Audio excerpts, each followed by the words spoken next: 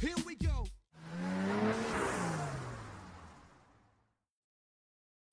It is hot as hell in this house. Welcome back to Stick Drifts. It's the 41st edition of these that we've Probably. done. Noah, how you doing? You doing all right?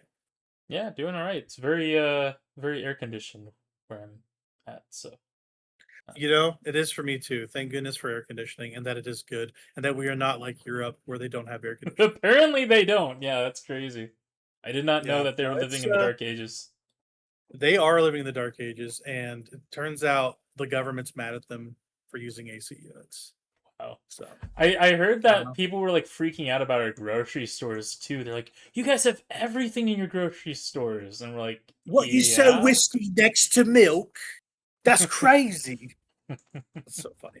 My wife, whenever she was visiting Missouri with us one time, the liquor stores are very bespoke in Kansas because of Sunday liquor laws, and they have to have their own buildings. Like you can't sell Oh, liquor above a certain percent in stores. Like yeah, hard alcohol is only in liquor stores in Kansas. And you can only buy it on the weekends, on Sundays, afternoon. yeah. I And think so I she remember comes to that from when I was in Missouri. Tulsa. Yeah, they're weird laws here. And she goes to Dylan's back home. She's like, there's wine and whiskey in the same place. I'm like, yeah. I was like, it's a small thing, but I guess you don't have it. Yeah, Um, anyway, I should do the spiel, probably. Let's do the probably. spiel. Why not? You're listening to Stick Drift. We're a bi-weekly show. We talk about all the world of video games and the culture surrounding them, sometimes the news. But I'm Power Glover. He's Noah. We've gone over that. Um, and yeah, what you got going on in the background here? No, you got something on your CRT. What is that? Twilight Princess, or is Ocarina of that what Time. which Zelda again? Yep. Ocarina. Okay, for Yep. some reason it looked like Ganon from Twilight. I don't That's know fair. why. Yeah, Okay. Ocarina. No, on the whole World Series stuff, one of my favorite things to come out of that is the Oh, the World Cup. Japanese yeah, the Japanese guy who goes to the Mexican restaurant. And have you heard that one? I have. He's like, they give you these chips and they don't expect anything back. It's a gift. It's so good. He's like, I have to keep eating them because they keep bringing them to me. These were not earned. I think that's what he says. It's it like, these were not earned. it really just shows you that like stuff like this, like these national, international events, it shows you how like people would coexist more if government didn't get in the way. Like uh, that is the thing that divides people hello. is politics. But like people just like chilling out with each other, Yep. and language barriers aren't always barriers in times Yep. like these. It's kind of fun. People just like, I mean, music translates barrier, all that stuff. So you sing a bunch of guys chant together at the World Cup, and it's just really like it's a nice like international kumbaya happening in Yeah. America, which I appreciate. Which is so against how the actual political climate is. It's kind of ironic. Yeah, America doesn't But get to bring in a lot of people a lot of times because we're so geographically divided from the rest of the world, and so I um think it's so funny too, where like Europeans are like, "What, you vacation in America? What does that mean?" And you're like, "Well, America is way bigger than Europe, at least Britain for sure." yeah. And so every state is like a country for you guys. Uh-huh. So they come in like, the Grand Canyon's massive, brother. I can't believe it, mate. And it's really funny to see them like seeing our land and eating our food. I saw a Japanese guy. All the Japanese videos are great, by the way. Everyone should go watch all those videos about Japanese people eating just like Mexican food, barbecue. The one I saw was barbecue. He ate prime rib or something. He just picked the whole thing. He was like, "It's a prime rib," and he's like, "Oh, very good, very good." He loved it. It's the best. That's fun. Yeah, there's a lot of good moments like that. It's just a very good feeling to see everybody commingling like that. But Yep. yeah, I'm not lying though. It is hot. I was dying today. It's 4th of July weekend as we record this, and it is going to be beastly hot, like super hot. Are you guys doing anything for July 4th? Hopefully, you're not out for too long because it's supposed to be terrible Yeah, this weekend. we'll mostly be in my house, so I've got the good air Good, conditioning, good. so we'll Yeah, just thank be God going for that. out to do the fireworks, and I'll be grilling. But other than that, Oh, there you go. There you go. So you having everybody over at the house then? Yeah, just some friends and some of my family. Some of my family will be out of town, but I'll have some of my family over. So, yep. Fun, fun. I think we're just going over to the in-laws and throwing a couple M80s. No, I'm kidding. Those are illegal. The little sparklers, whatever. Yeah. The snap rocks too. You throw them on the ground, and like pop. Oh I yeah, like doing yeah. those. Yep. I once got one on. I got one on the foot last year, and that wasn't good. That felt bad. See, I I don't know always why. gotta have like actual fireworks though. Like I can't survive a year without blowing stuff up. So um You're a pyro. I Yeah. am. Yeah. I always have to have some, some fountains and some uh Yeah. Roman candles and some Roman candles. Yep. Yep. rockets So and what? I promise we'll actually get into real topics in a minute. But my father-in-law loves doing the thing where it's like the Halloween candy on November 1st thing, where he goes in July 5th and gets all the discounted fireworks oh from the jeez. previous year, and then he Yeah. stockpiles them for this year. So Oh on Sunday or no. whatever it is, he'll go get the discounted fireworks after the 4th, Oh my and that'll gosh. be the So following he year's saves them for fireworks. the whole Hey, year? he does, and Oh they my work. gosh. I know they work, but oh my gosh, I don't know. I've stored fireworks before. I don't like doing it. It always makes me nervous. Yeah.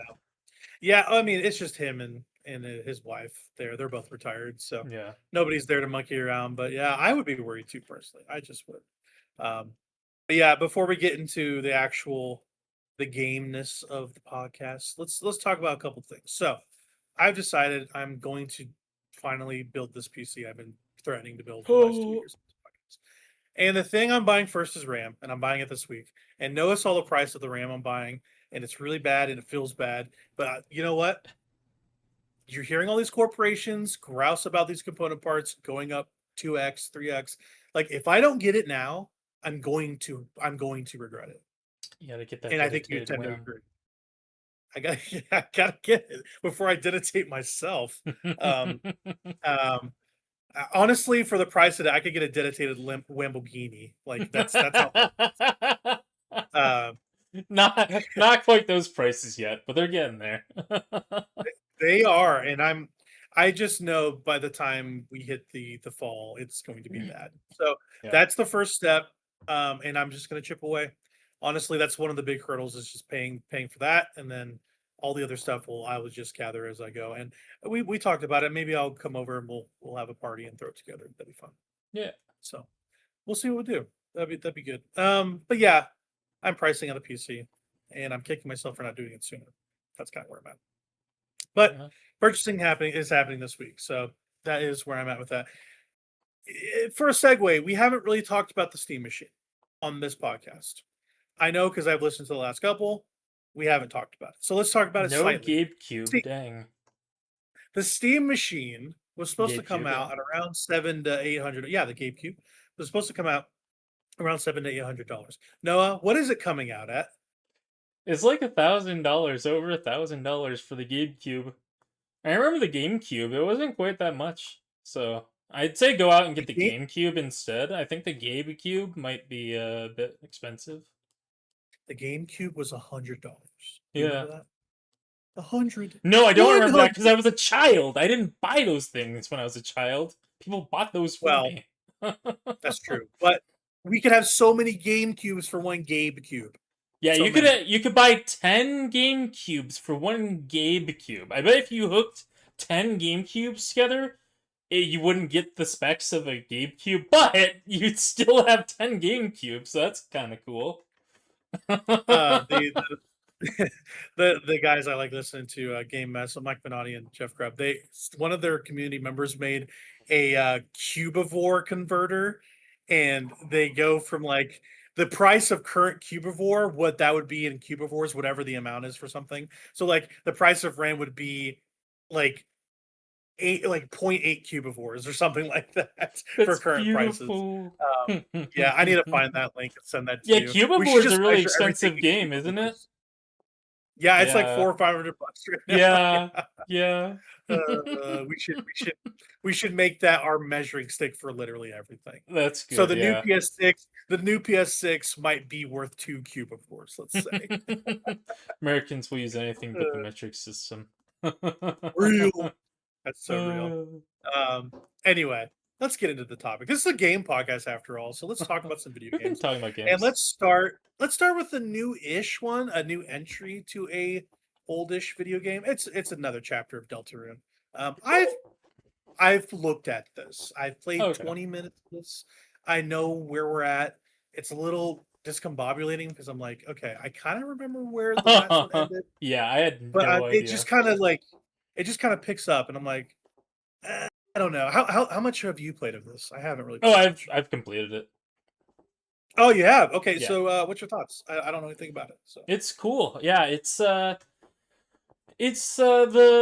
like the I guess topside stuff, overworld stuff, whatever is kind of slow. I didn't really like it that much. Like it had some funny quips and things like that, but for the most part, the festival thing you go through isn't really that fun for me. Like it's fine, I guess. But once you get to like the actual like like the fountain stuff, then once you're in like the dark world and stuff, then things start to kind of pick up pretty quickly, and it's pretty fun. The new characters are pretty fun, and yeah, it's a good time. I quite like this chapter. It might be my favorite of the chapters. oh, really? Okay. Mm. Um, so in terms of like the overall story, which I won't get into because of the particulars, but does it feel like things are finally like getting somewhere, or is this another like, Yeah. hey, okay, It feels like characters are starting to come into their own, and they're doing interesting things with the plot points that they've set up so far. So Mhm, there's a lot of okay, payoffs for those plot points in this chapter, I feel like. okay. Okay, Yeah. that's good. I just want to know. I just want to feel like something's happening because there are so many of these chapters, and at this point, I think I'm 13 hours in to my playthrough of Deltarune completely, and it feels like there's like peaks and valleys to it. You know, like the highs are really high, but it's tough to know where exactly it's going. I feel like I don't know where we're going, and that's a little exciting, but it's also like I kind of wanted to go like, okay, it's not quite clear what the end goal here is. You know what I mean? Yeah. So I don't know. I'm going to finish this, of course. How long did it take you to finish just playing casually? Maybe 5 hours. Oh, okay, really? So anywhere from 3 to 5, you'd imagine. That's kind of 6 hours. full on. 6 hours. Wow. So. Okay. Were you like stopping to smell the roses, sort of thing, or Hmm. just kind of normal? Yeah, stop and smell the roses. Fighting the secret boss. Stuff like that. Okay. Okay. Yeah. Typically, these chapters are anywhere from 3 to 6. If you're just Yeah, ambling 3 around if you're not doing like if stuff. you're just trying to like rush through the things, you don't care about seeing everything. You don't care about secret bosses. You could probably do it in 3. That's Yeah. me. That's me. I think this I this am this secret totally fine boss on this game, but fight this secret boss for me. This might be my favorite Toby Fox fight. This is better than the Sans fight. the Simpsons meme of "Do it for her," but it's for Uh you huh. in this Uh boss. huh. Uh huh. No, yeah. I like this boss better than Sans. So, and there hasn't been Oh, a Toby Fox fight that I've liked better than Sans yet. So that Sans fight's it, crazy. I've only seen videos of it. I've never done it it. it's not out of difficulty either. Like mechanically, that Sans fight's still the best one, but I just really like the theming of this secret boss. So you'll see it and you'll be like, oh Gotcha. yeah, I can see why Noah like this. So So, does that secret boss have anything to do with Toho, perhaps? Because you said these two might be slightly related. Deltarune and they're Toho. very related. So there's Toho references throughout this thing. I didn't know how far you had gotten into the chapter, so it'll That's be fine. Say what hard you to want. go into the specifics of it, but there's definitely a lot of Toho references in this chapter. Okay. So Okay, gotcha. Well, since you're segueing, unless you have anything else to say about Deltarune, I don't have anything. So you Yeah, can jump no, in if you want. it's a good chapter. I'd recommend going out and playing it. I had a lot of fun with it. Um, I think it's at least probably better than chapter 3, but I didn't really like chapter 3 that much, to be honest. But um, Oh, that's I like the chapter. Tenno one. Yeah, I I like like chapter. chapter That was fun. 4 better than 3 personally, but Mm-hmm. Yeah, yeah, yeah. yeah, it has some good new mechanics in this chapter 5, so it's definitely worth checking out. Very But good. well, once that full package comes out, I'll have to replay through everything so that I can actually do everything. That's kind of what my plan is. I think that's kind of where I'm at too. Is I'm just playing it casually, just not worrying about much and seeing where I get. And I think that's fine because I'm just not terribly enamored with it. Yeah, I like it, but that's it. yeah. Like I hate to say it. It's the most like I'm neutral on it almost of any game I played Yeah. recently. So With chapter uh, 5, the secret boss is really easy to get to.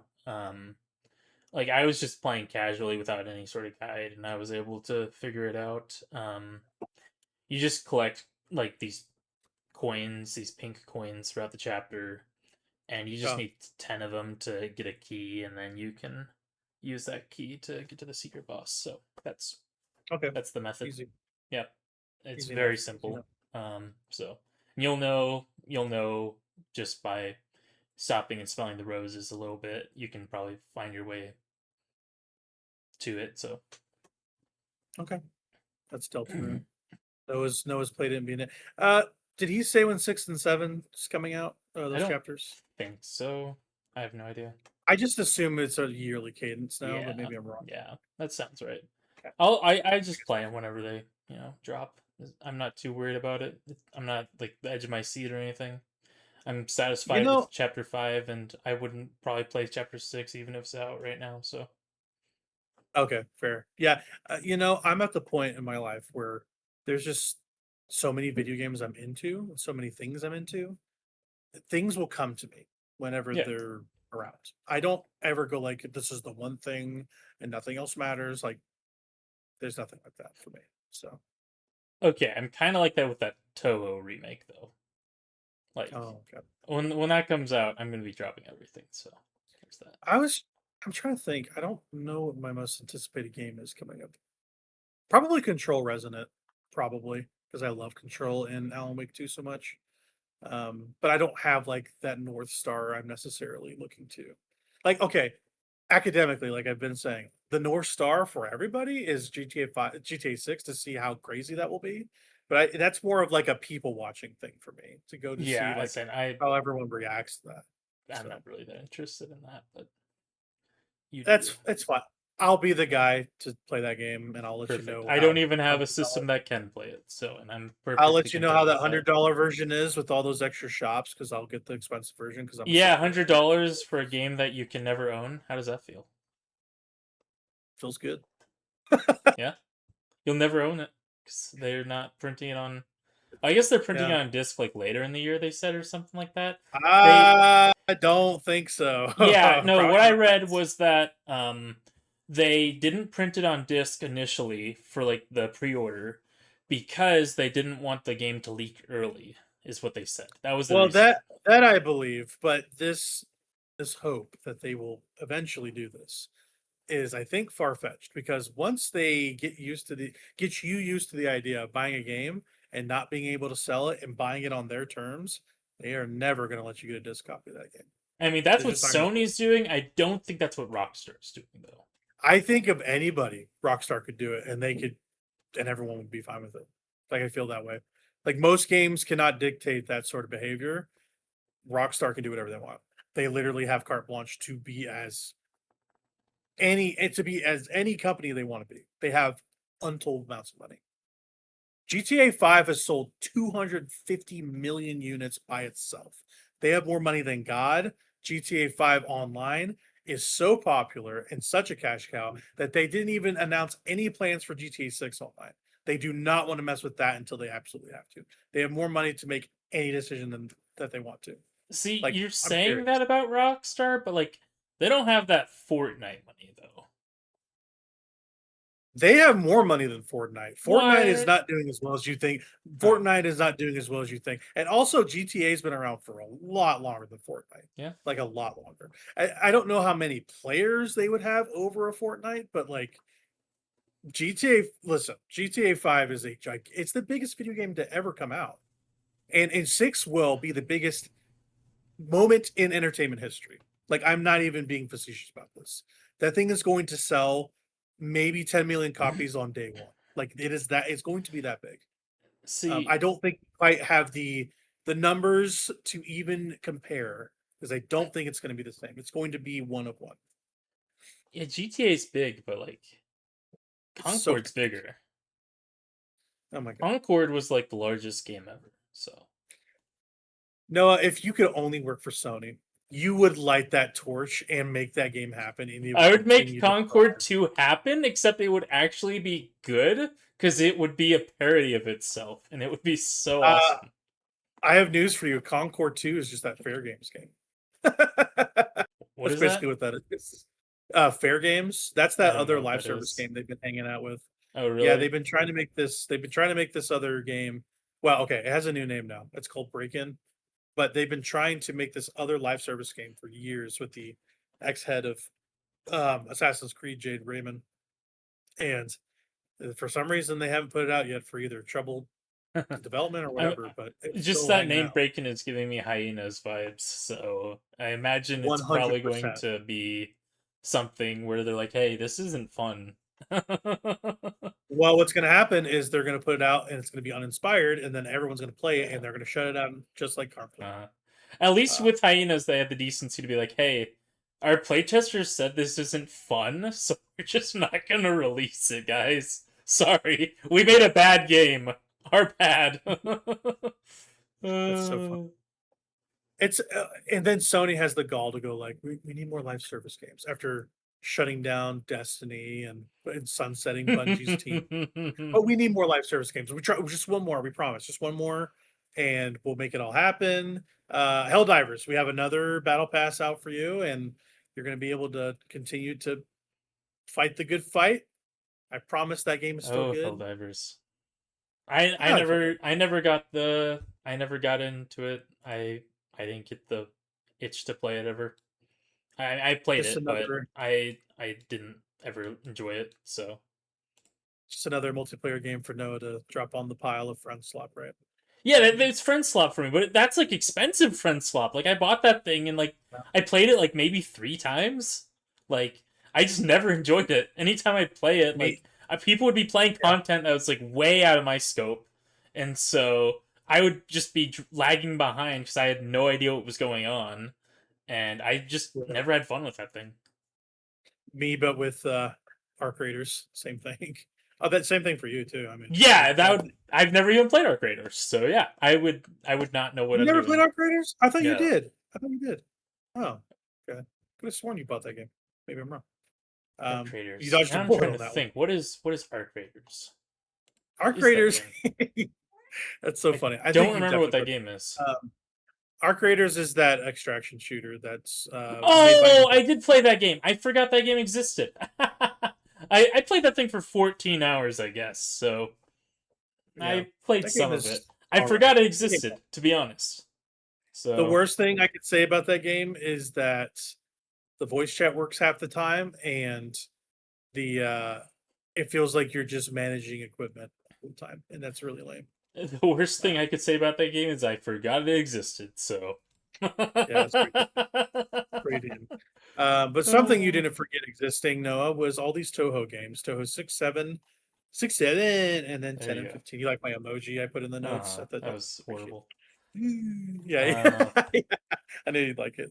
Yeah, no, I've just had a itch to play a lot of like main series Toho games. The ones that I've been playing the most are 6, 7, 10, and 15. with Touhou 6, that's the one that's getting the remake, so I was just kind of checking that out. I'm not going to spend too much time with that one, um, just because I want to, spend a lot more time with that remake. Um, I don't want to get burnt out on it, but I was just checking it out. I did a few runs of it, Hmm. just to kind of brush up on it. Yeah, I still really like that one. I still think that's probably my favorite one of the like mainline Touhou games.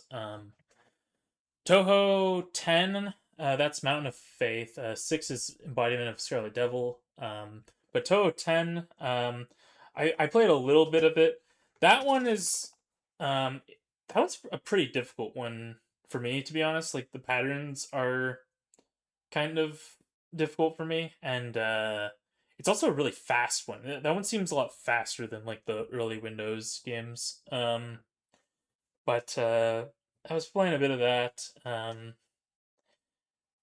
yeah, the ones that I spent quite a bit of time on though were Touhou 7 and Perfect Cherry Blossom, and Touhou 15 Legacy of Lunatic Kingdom. So Touhou 15, that one is inspired by I Want to Be the Guy, and that one lets you it has a mode to where anytime you would die, you instead rewind to the previous checkpoint, um and you just continue from that checkpoint as if you never died. And so that one is kind of just a battle of attrition if you want to get through that one. The downside of that system is that gave Zune the ability to make the bullet patterns horrendous even on like normal mode. So, yeah, that one is definitely a test of patience. Because you can just try the same thing over and over again, but it's just a matter of if you want to do that or not, basically. Because some of those patterns get insane. I ended up actually completing this one on easy mode, but I was able to get through the whole thing, and it was because I was playing on that mode. It was like I beat the game without dying at all, even though I died lots of times because it rewinds, so the game counts that as like completing through it without dying. So that's kind of cool. So I got like the good ending and everything, and unlocked the extra stage. I haven't tried out the extra stage yet on that one, but um, I unlocked it, so that was cool. The only one I've ever unlocked the extra stage on was Touhou 6. But I've never completed an extra stage. I've actually made a attempt on Flandre is this extra boss of Touhou 6. I made an attempt on Flandre, a couple attempts on her, but recently, but I'd get her down like 3 lives and then die. She's got like 9 lives, so um, but yeah, and then finally, Touhou 7 is probably the one I've been playing the most. I've been playing a lot of that one. I haven't played that one a whole lot, and so it's been kind of a new experience for me compared to like the other ones I mentioned. But the because I only really played through that one like the one time really back in the day, and because that it's probably the easiest one. It's incredibly easy. Like if you're gonna play one of these things and you're not playing that remake, just play Touhou 7 because that one's it's just incredibly easy. But I'm sure that remake's also going to be incredibly easy in terms of like accessibility options. So that'll be nice. But yeah, Touhou 7. It's a really fun one. It's got a really good soundtrack. It's got some cool fights, cool bullet patterns. So I really like it. I'd say it might be my second favorite one. Oh, okay. So yeah, it's a really good one. And it also there's a lot of references to this one specifically in Deltarune Chapter 5. So it was kind of funny because I was in this Touhou mood and I was playing a bunch of Touhou games, and then I booted up Deltarune Chapter 5. I was like, oh hey, I was just playing this. I'm like the one person who was playing Touhou 7 and then decided to boot up Deltarune Chapter 5. it's probably usually the other way around. They play Touhou, or they play Deltarune Chapter 5, and they're like, oh, hey, this thing keeps referencing Touhou 7. Maybe I need to play that. It's the exact opposite. I play Touhou 7, and I'm like, oh, I'll play this little Deltarune game. And, I'll go away from my AAA Touhou for a bit and play this little indie Deltarune game. So Just a little one. Just a little bit. No one's ever. no one's ever heard of it. Uh, So yeah, that's the Touhou block. the Toho block. We love it, Noah. We love that you bring Toho to us. No one else would know except for you. So you got to tell us No, about it. people play Touhou, and you will too once that remake comes out in September. Just remind me. I'll check it out. I'll check it out. For me, I've been playing a few games here and there on my Switch. Um, I I was just looking for something comfy to play, I think. And I was like, I have this Batman Arkham City game on my Switch. How does this look like on a Switch? Turns out it looks exactly like the 360 version, and that's good because that game looks good. That's fair. That's fair. So it Switch is looks about a great. portable It plays 360, really well. so I mean, yeah, but I'm playing on a Switch too, so it runs even better. yeah. And yeah, it's just a delight. That game is so good. It's like if you were going to rate superhero games, it's like one or two. Like it's Arkham City, that first Spider-Man, that 2018 Spider-Man game. They're like neck and neck, but like I've played Arkham City so much. I've played Spider-Man 2018 4 times, but I think I've beaten Arkham City 6 times. Like that was the game in my childhood. I played that so much. 2012 was when it came out, or 2011, one or the other. I mean, Um, the best I remember. superhero game is Marvel vs. Capcom 3. So You think so? I don't know. think it I don't know if does. that qualifies as a superhero game. It's a game that has superheroes in it. That's fair. That's what I'm saying. I just like that game. Because if we were going to compare, Marvel vs. Capcom 2 is a far better game, but I digress. Yeah, in terms of like superhero focused games, I think it's Arkham City and Spider-Man 2018 with the bullet. In this game, yeah, all of a sudden I played 3 hours of it and I just was like, man, that was a great time. I should just finish this game again. And it was like putting on like the comfiest pair of pants you have. You're just like, oh yeah, the old reliables. I sunk back into it, no problem. I put it on the hardest difficulty, didn't get hit for 3 hours, like muscle memory, like crazy. I beat that game 100% twice at least, and I've 100% of the entire series.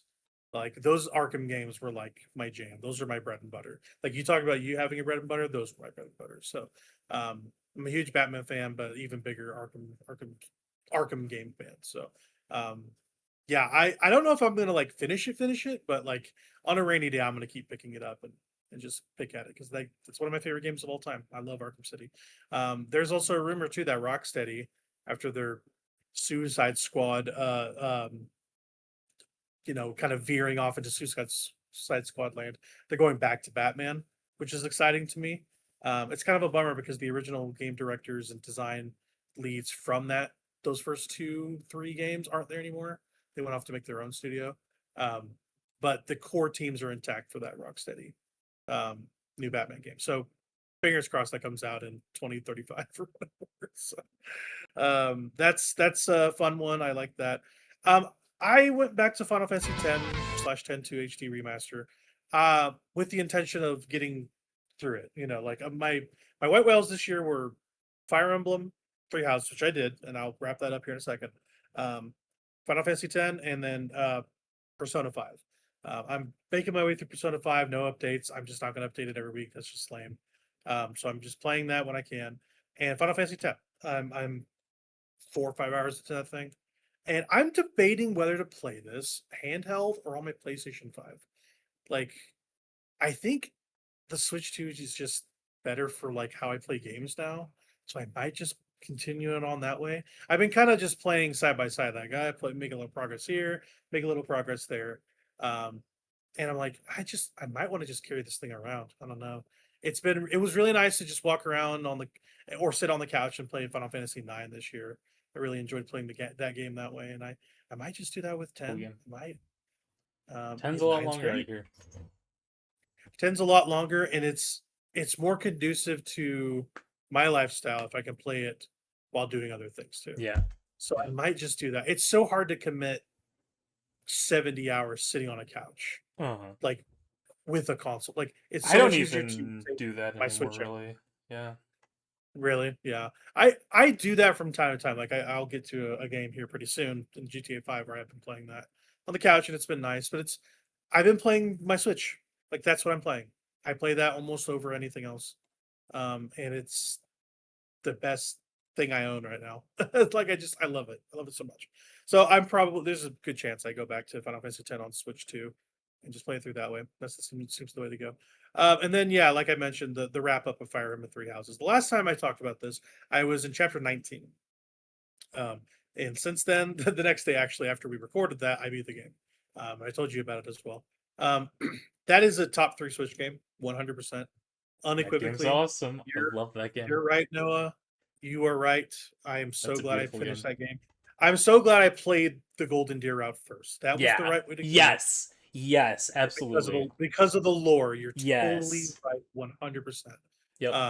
I think I will go because I'll come back to this. I'm going to play through every route of this game. Mhm. I think I'm going to wait until another lull this year because I Okay. have some more stuff to get to. But I'm going to play Black Eagles next. I've decided because you Black speak so Eagles, highly okay. about Lions. I want to Yeah. I want to keep Blue Lions for the end because you like Yeah. that so much. Yeah. Yeah, just yeah, cuz I mean Black Eagles, that's a good idea cuz Black Eagles I think it can get a little boring at times, so that Right. route gets Yeah. kind of boring sometimes in my opinion. So, That's Blue okay. Lions I want is that to be the really middle of the exciting. game, the middle Yeah. of my time with Yep. it. Like that's Yep. okay. Um, Anything's better than so Silver like Snow, but Black Eagles, yeah, not my favorite route. yeah, that'll be my next one I do. My first run took me about 35 hours, 38 hours, I think was Yeah. closer.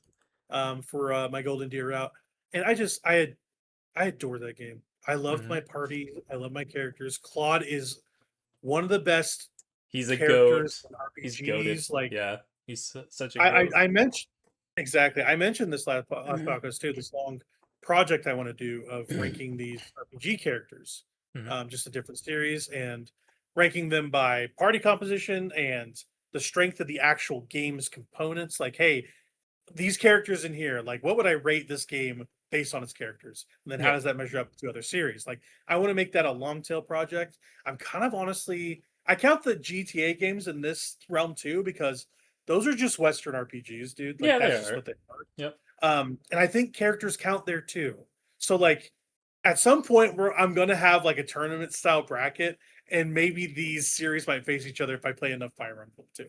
So that's kind of a fun thing to Nice. think about, like a Claude versus Franklin from GTA 5 is a funny idea.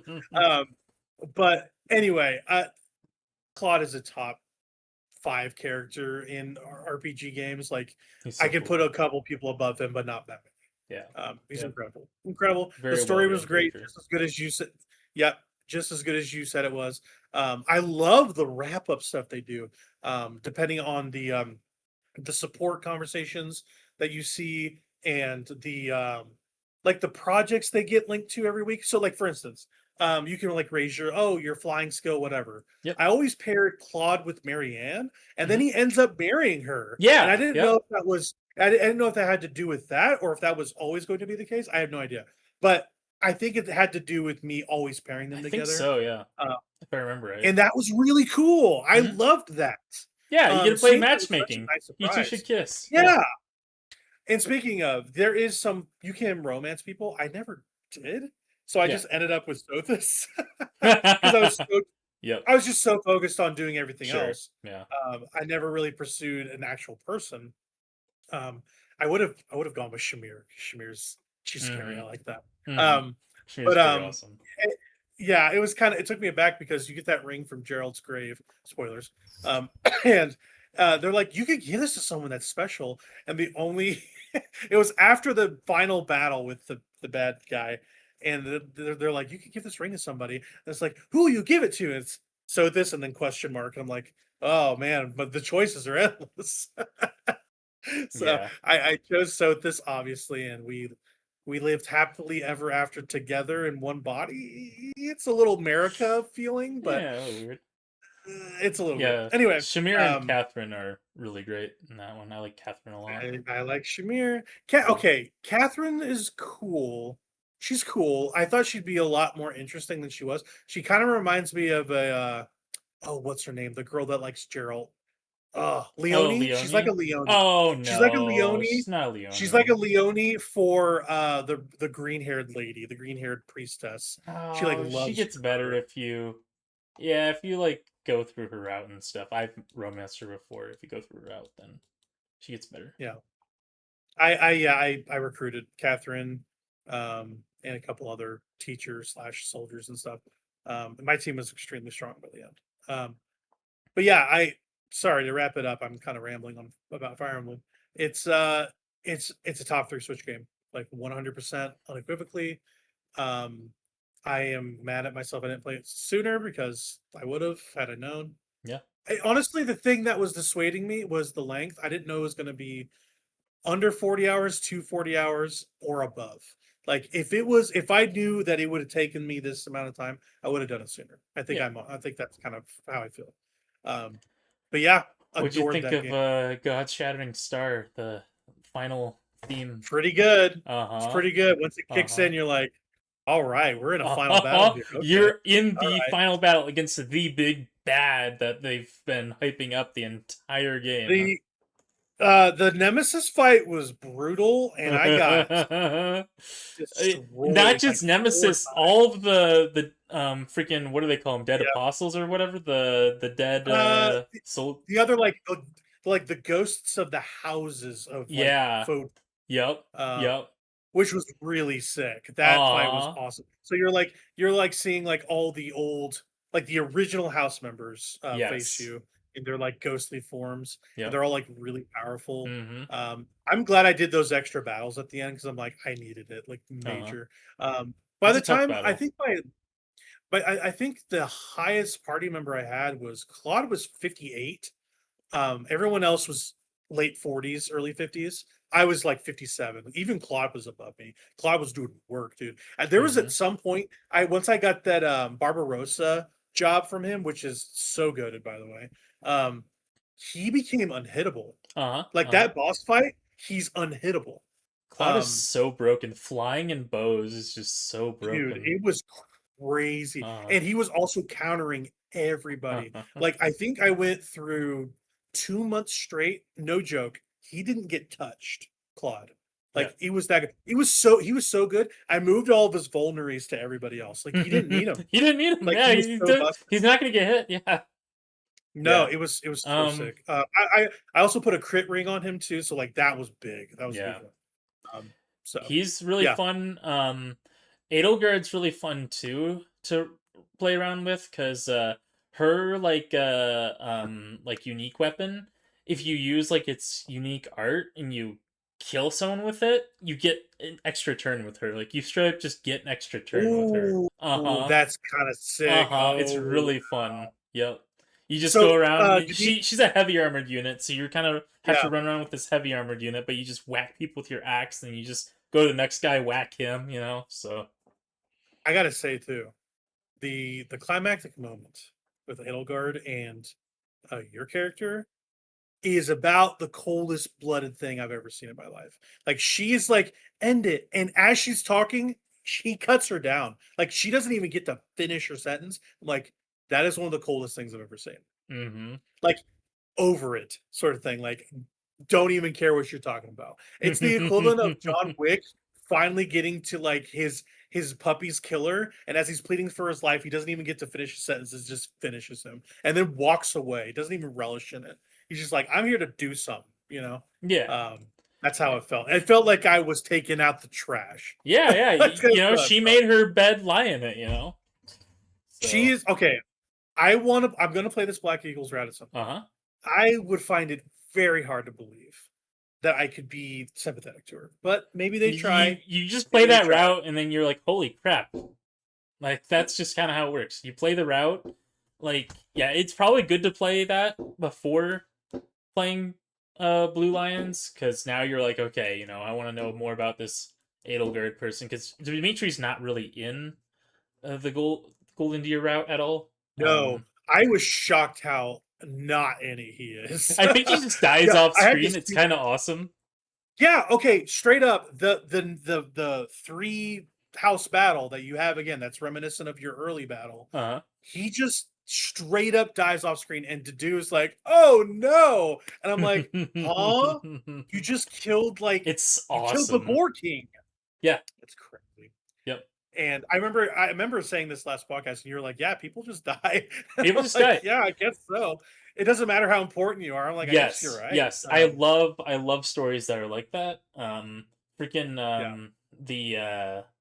the Legend of Galactic Heroes is like that too. Like important characters Yeah. will just die. You never know who's gonna die next. It's awesome. Real. Yeah. Sorry, I gotta wrap up this thing. But I could talk about Three Houses all the time. I am so glad I finally played this game. It's in contention with Resident Evil 4 for my backlog game of the year. Like, absolutely. Or whatever. We're gonna give out an award for retro game of the year or backlog game, whatever we call that thing this year. The thing I finally got to, it's like in contention with that. I think I like Resident Evil 4 more only because I've beaten it like 5 times. But that's Sure. just because I'm crazy. So, but Three Houses is like right there. Like, I love that game. So anyway, enough of that. Enough of my golden deering. Noah, tell me more about that freaking paint game, Mecha Chameleon. What are you doing in that thing? Yeah, I've played it quite a bit recently. Are you a good artist? Are you a good artist? Are you figuring it out? I'm pretty decent at it, actually. I like to think. Yeah, it's fun. I usually just do funny things with it. Try and hide in plain sight. I don't like the spots where they're like, like breaking the game to where like the hunters can never find you. I think those are kind of BS. And that Yeah. people who use those spots should just like feel bad. Like honestly, because like that's not the point of the game. The point of the game is to hide in plain sight and to see how many times you can get people to pass by you. Um, I but saw a very funny screenshot of it was like a peppermint like background, and someone painted the wrong side of the peppermint as they were against it. Like, they were white on red and then red on Oh. white. And I'm like, what are you doing? Just line yourself up better. It was It's very funny. awesome. Yeah. Uh, Yeah. yeah, I just saw that. Like, that's a good one. no, it's they like just they're out constantly updating this thing. I guess they just added a new game mode today, but they have like a lot of new poses now. They got like a new body type. You can be like a square guy now. And they've also got clones. So now you can put down clones of yourself to try and like get more score. But of course, if your clones get shot, you die too.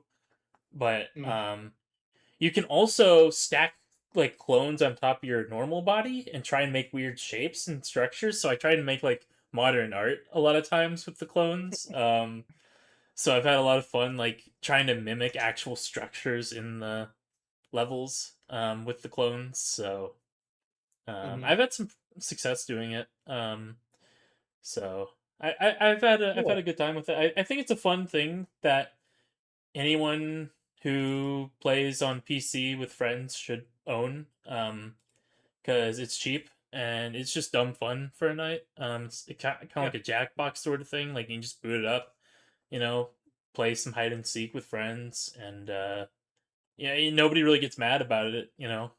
Nobody can really get mad at each other for like something so innocuous.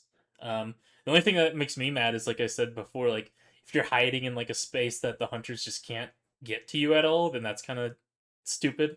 Like defeats the whole purpose of the game. But other than that, yeah, that's Meccha Chameleon. You're chameleoning it up. Yeah, I just like talking about that thing. I'm gonna throw another thing in here. I haven't actually been able to check this out yet, but I need you or someone to hop on with me. Robokai released in Guilty Gear Strive, so we need to play that at some point. Let me download that. I'll download that. Why not? I kind of I've had a hungering for Sin Kisuke, shall we say? Yeah, you like that guy. That guy is cool. Yeah, that's a good guy to play. Alright. Yeah, he's alright. Hits And I people was with a doing okay with him. flagpole. I mean, yeah, you were doing great. Yeah, he's cool. Yeah, I wanna test out Robokai. Robokai is my guy. Like, I've been waiting since this game released for Robo Kai to come to the game. In season 5, he's finally here, so There you go. I'm Everybody's very here. excited. Yeah.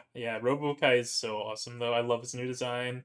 Love his new theme. I don't know if you've heard like his theme song. I It's have him.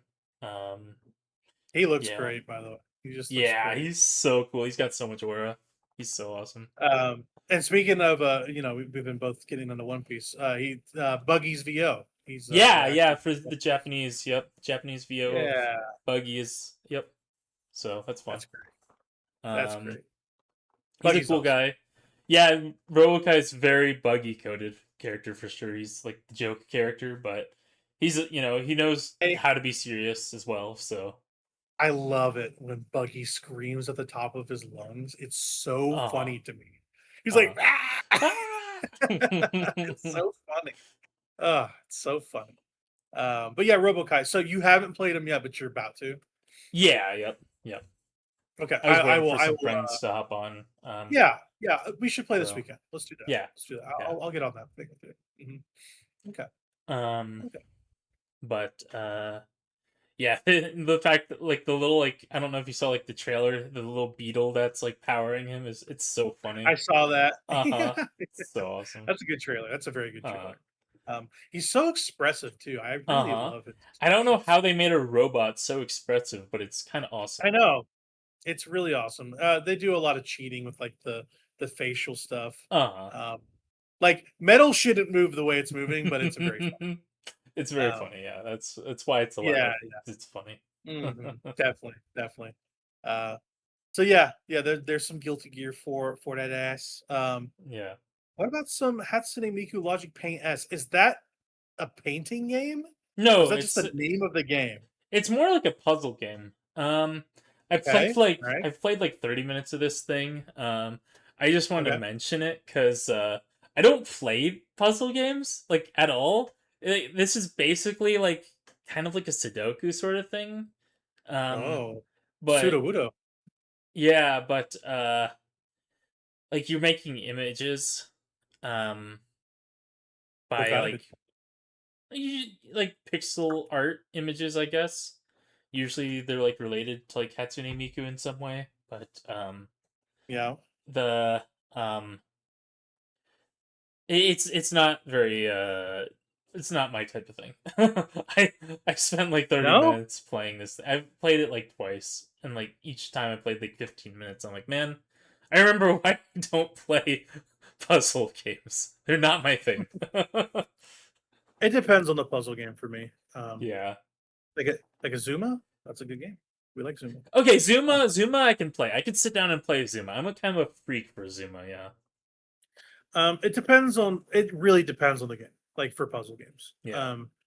Like some things don't seem like a puzzle and they are a puzzle. Like Into the Breach, that's basically a puzzle game. That's Hitman, kind of a puzzle game. yeah. It's very puzzle inspired. You're going into a clockwork world and you're throwing yourself in the gears. That's what Hitman is. Very similar. So Yeah. but anyway, yeah, you don't like you don't like a Hatsune Miku game. I never thought I'd see the day. Yeah, no, I just can't get into it. It's just the music isn't very good either.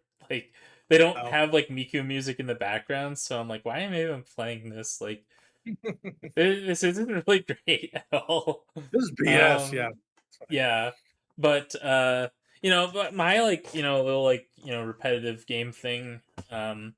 Rhythm games are my kind of repetitive game sort of thing. Puzzle Yeah. games just don't do it for me, but rhythm games, that's kind of what does it for me. I like the action.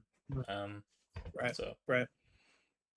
Right. and of course my Okay. Touhou bullet hells. So Yeah, that is your proverbial bread and butter, we'll call it. Yeah. Yeah, so I guess in keeping with my quest this year to play more narrative games. I bring it up every week. It feels like I'm playing a new game every week. Um I picked back up AI the Somnium Files. I I think I played own this about game. What is this game? this is a Spike Chunsoft visual novel with some walking sim elements. Let's call Okay. it very detective themed. Um, you play as a guy um who has like this like artificial eye that you can use to like solve crime scenes and like go into this mental space. Um the called like the Somnium or something like that. But it's very narrative it's extremely narrative heavy. And from the I think I played an hour and a half this next time on my Switch. It's seems like the writing is extremely good. I do think you would really like this thing. If you have Probably. it, I'm sure you'd like it. I have all three of these. I have AI Somnium Files. I have the sequel to it, Nirvana, and then I have No Sleep for Konami Date. So I've been wanting to at least play one or two of these every once in a while, and I so don't I'm have that finally getting third the one, but Somnium Files. I have That's a the new one. That's the okay. new one. Yeah. Um, yeah, the first two have been on sale forever, so like I'm Yeah. sure you got it pretty Yeah, cheap. I bought them cheap Um, on sale, yep. but apparently they're not very long. The writing is very very fun. Mm.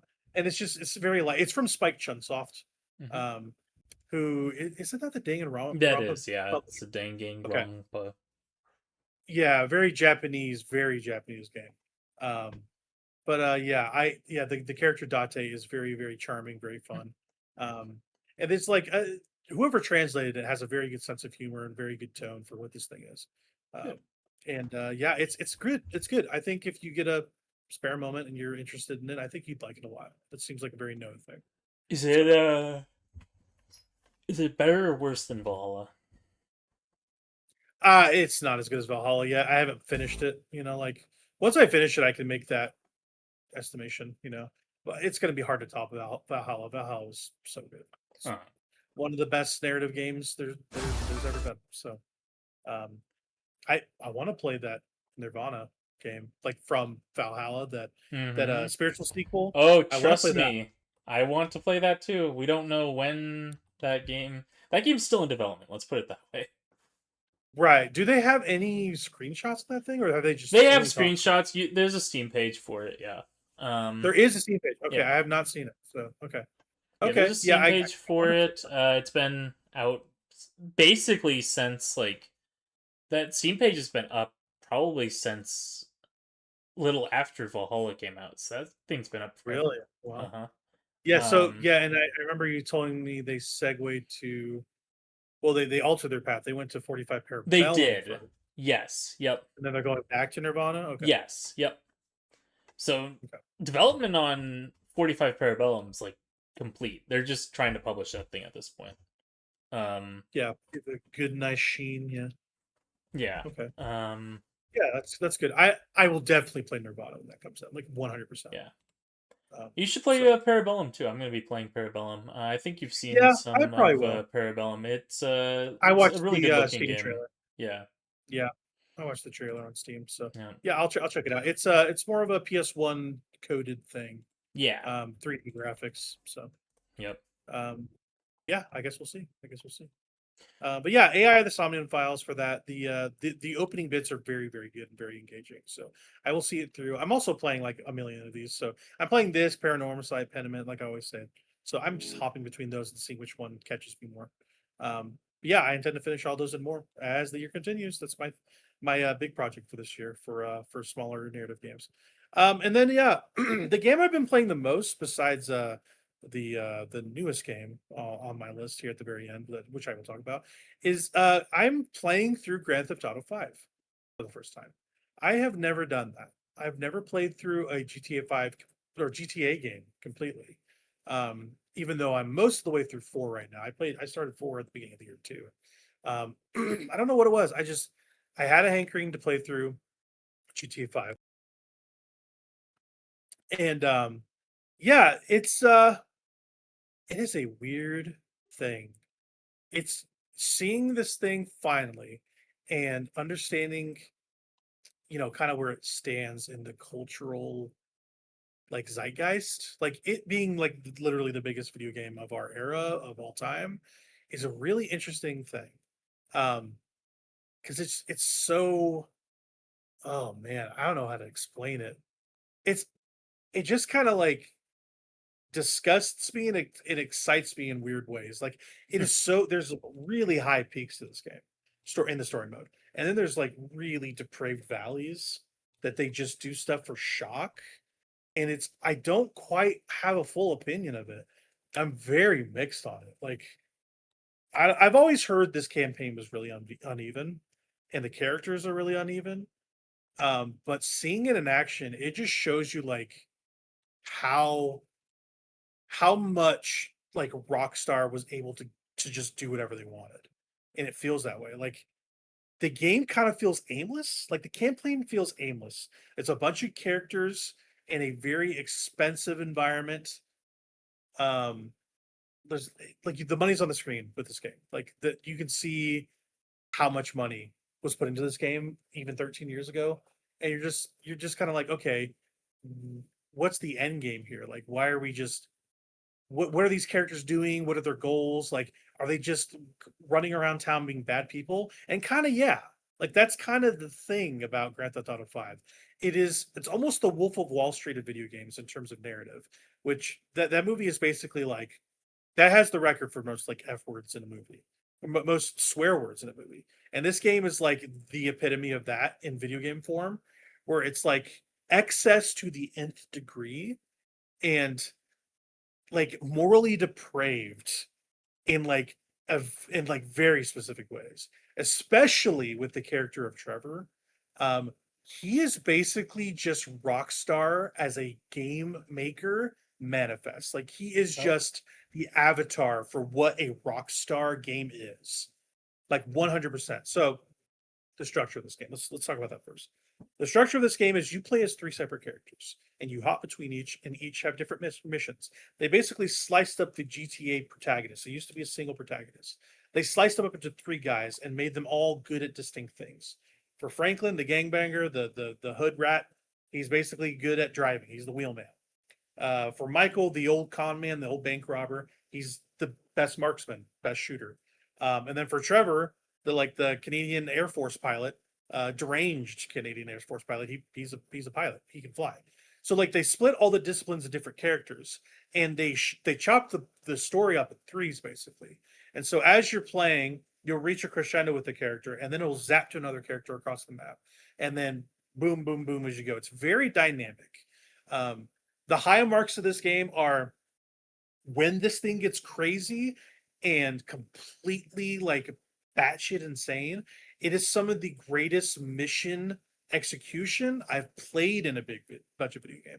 The basically the premise of this thing is that you have a retired conman coming out of retirement after a job had gone really wrong, and he's getting back with a crew to start robbing again, basically. Like that's kind of what the story of GTA 5 is at its essence.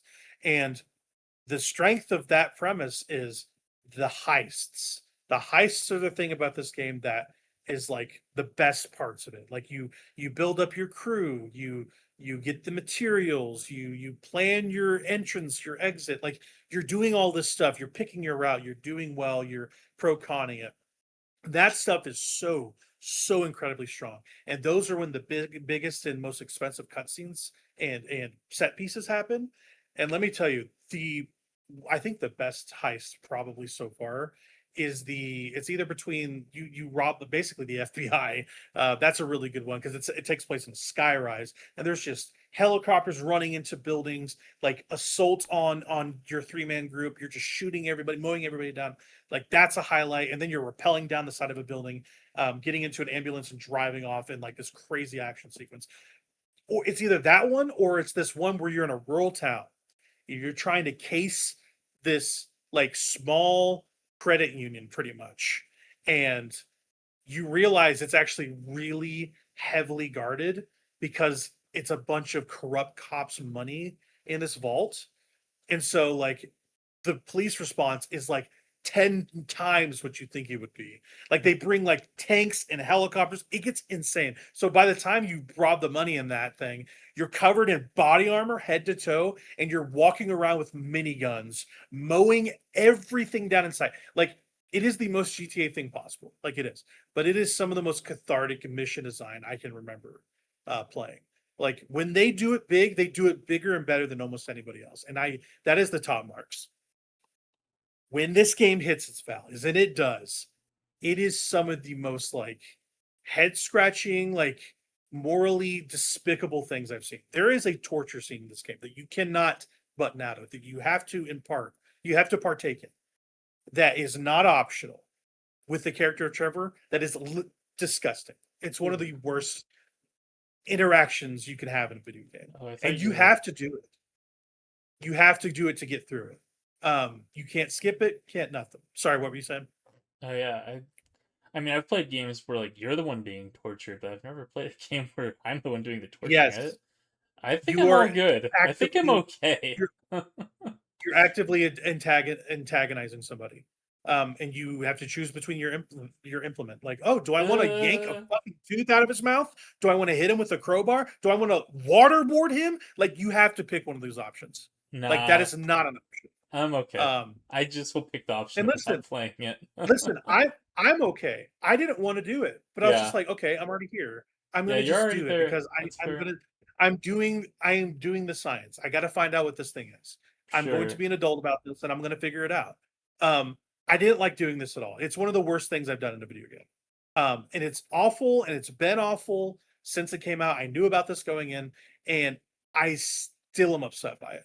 Like, even days after the fact. Like, not the fact that like it's like, oh, this is terrible to look at. It bothered me that I was doing something actively horrific to somebody.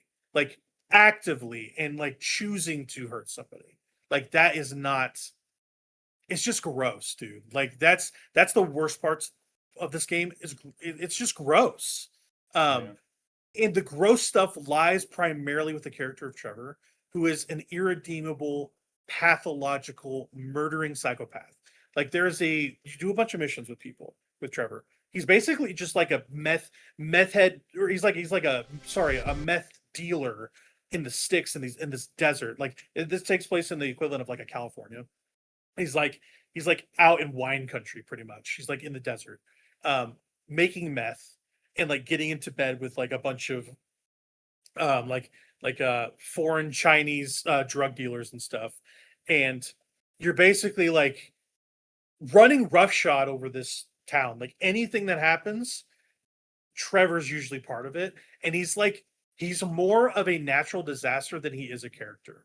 And I mean that literally. Like, anytime he walks up against anybody, they're usually dead by the end of it. And I'm not being facetious. Like, they did not have a limiter on how this character would act. And I'm not even mixed on this character. I'm so heavily negative on this character. He's the worst character I've ever seen in any piece of media. Like, in terms of just how he behaves, how he acts. Irredeemable character. He's not even funny. Like, the first thing you see about it with him is he's railing somebody in his kitchen, like having sex with somebody in his kitchen. Then he goes out and gets into an argument with a previous protagonist of a GTA 4 DLC, kills him immediately, crushes his head, and then moves on with the rest of the game. And then he does a bunch of way worse shit later. Like, that's the valleys of this game. It's so up, it's so down. I don't know if I could even review it if I wanted to. Like, on a pure quality level, this is one of the best made video games of all time. Like, actual developing, it is a marvel. The world, some of the writing is really good. Like, some of the characters are good. There's a cartoony nature to Grand Theft Auto, but there's a lot of good stuff in here. But it is so severely undercut by its moral depravity, not just amoral, immoral, like, depravity. It is so bankrupt morally. I cannot recommend this to literally anybody. I am shocked that this is the most, like, the highest selling video game of all time. It's more to do with the series being GTA than it is this being the campaign, I think. Like, people buy this game for the online. I think that's why people have bought this thing. But like, it's so hard to believe that so many people have gotten through this campaign with all this bull crap in it. And I'm not someone that is a pearl clutcher, dude. Like, I'm just not like that. But this stuff is so morally bad. Like, I am genuinely, like, incensed by it. Like, it's kind of how I feel. It's so extremely offensive to the point where it feels like they're sticking your nose in it. And saying, oh yeah, isn't that delicious? Like, it feels like that. GTA 5 is is a very fun video game that makes you do a lot of unfun things. And I see what the fuss is about. You know, there's a reason for plugged in, Noah. You know, to warn parents about games like Yeah. this. This is 100% not a game for children. It is one of the worst like content.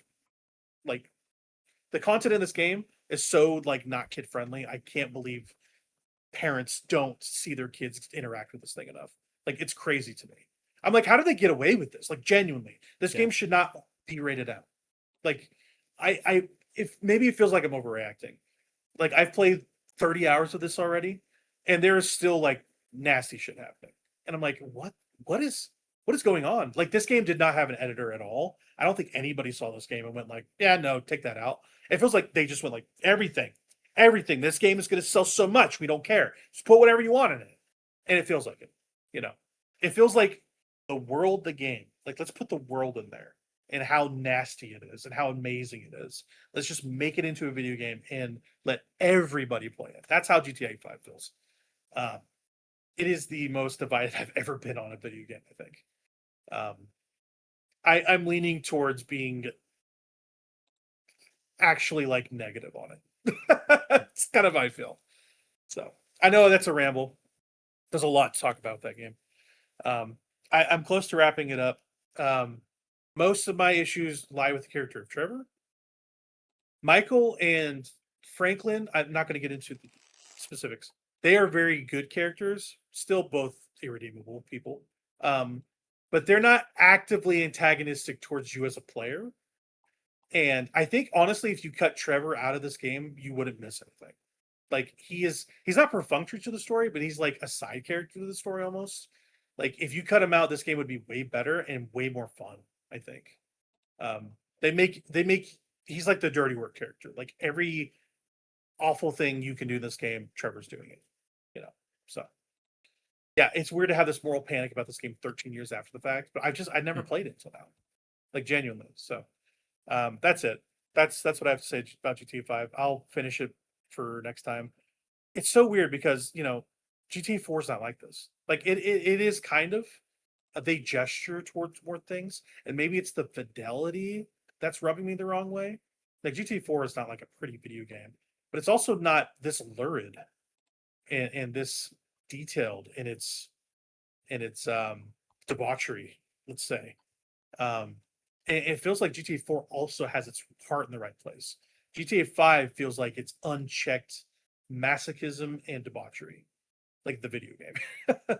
4 feels like, hey, what if we took down the American dream with this Serbian immigrant? And how does that feel for someone coming off the boat and getting back into a life of crime he wanted to get away from? And being very sincere about that and how that would look in a faux New York.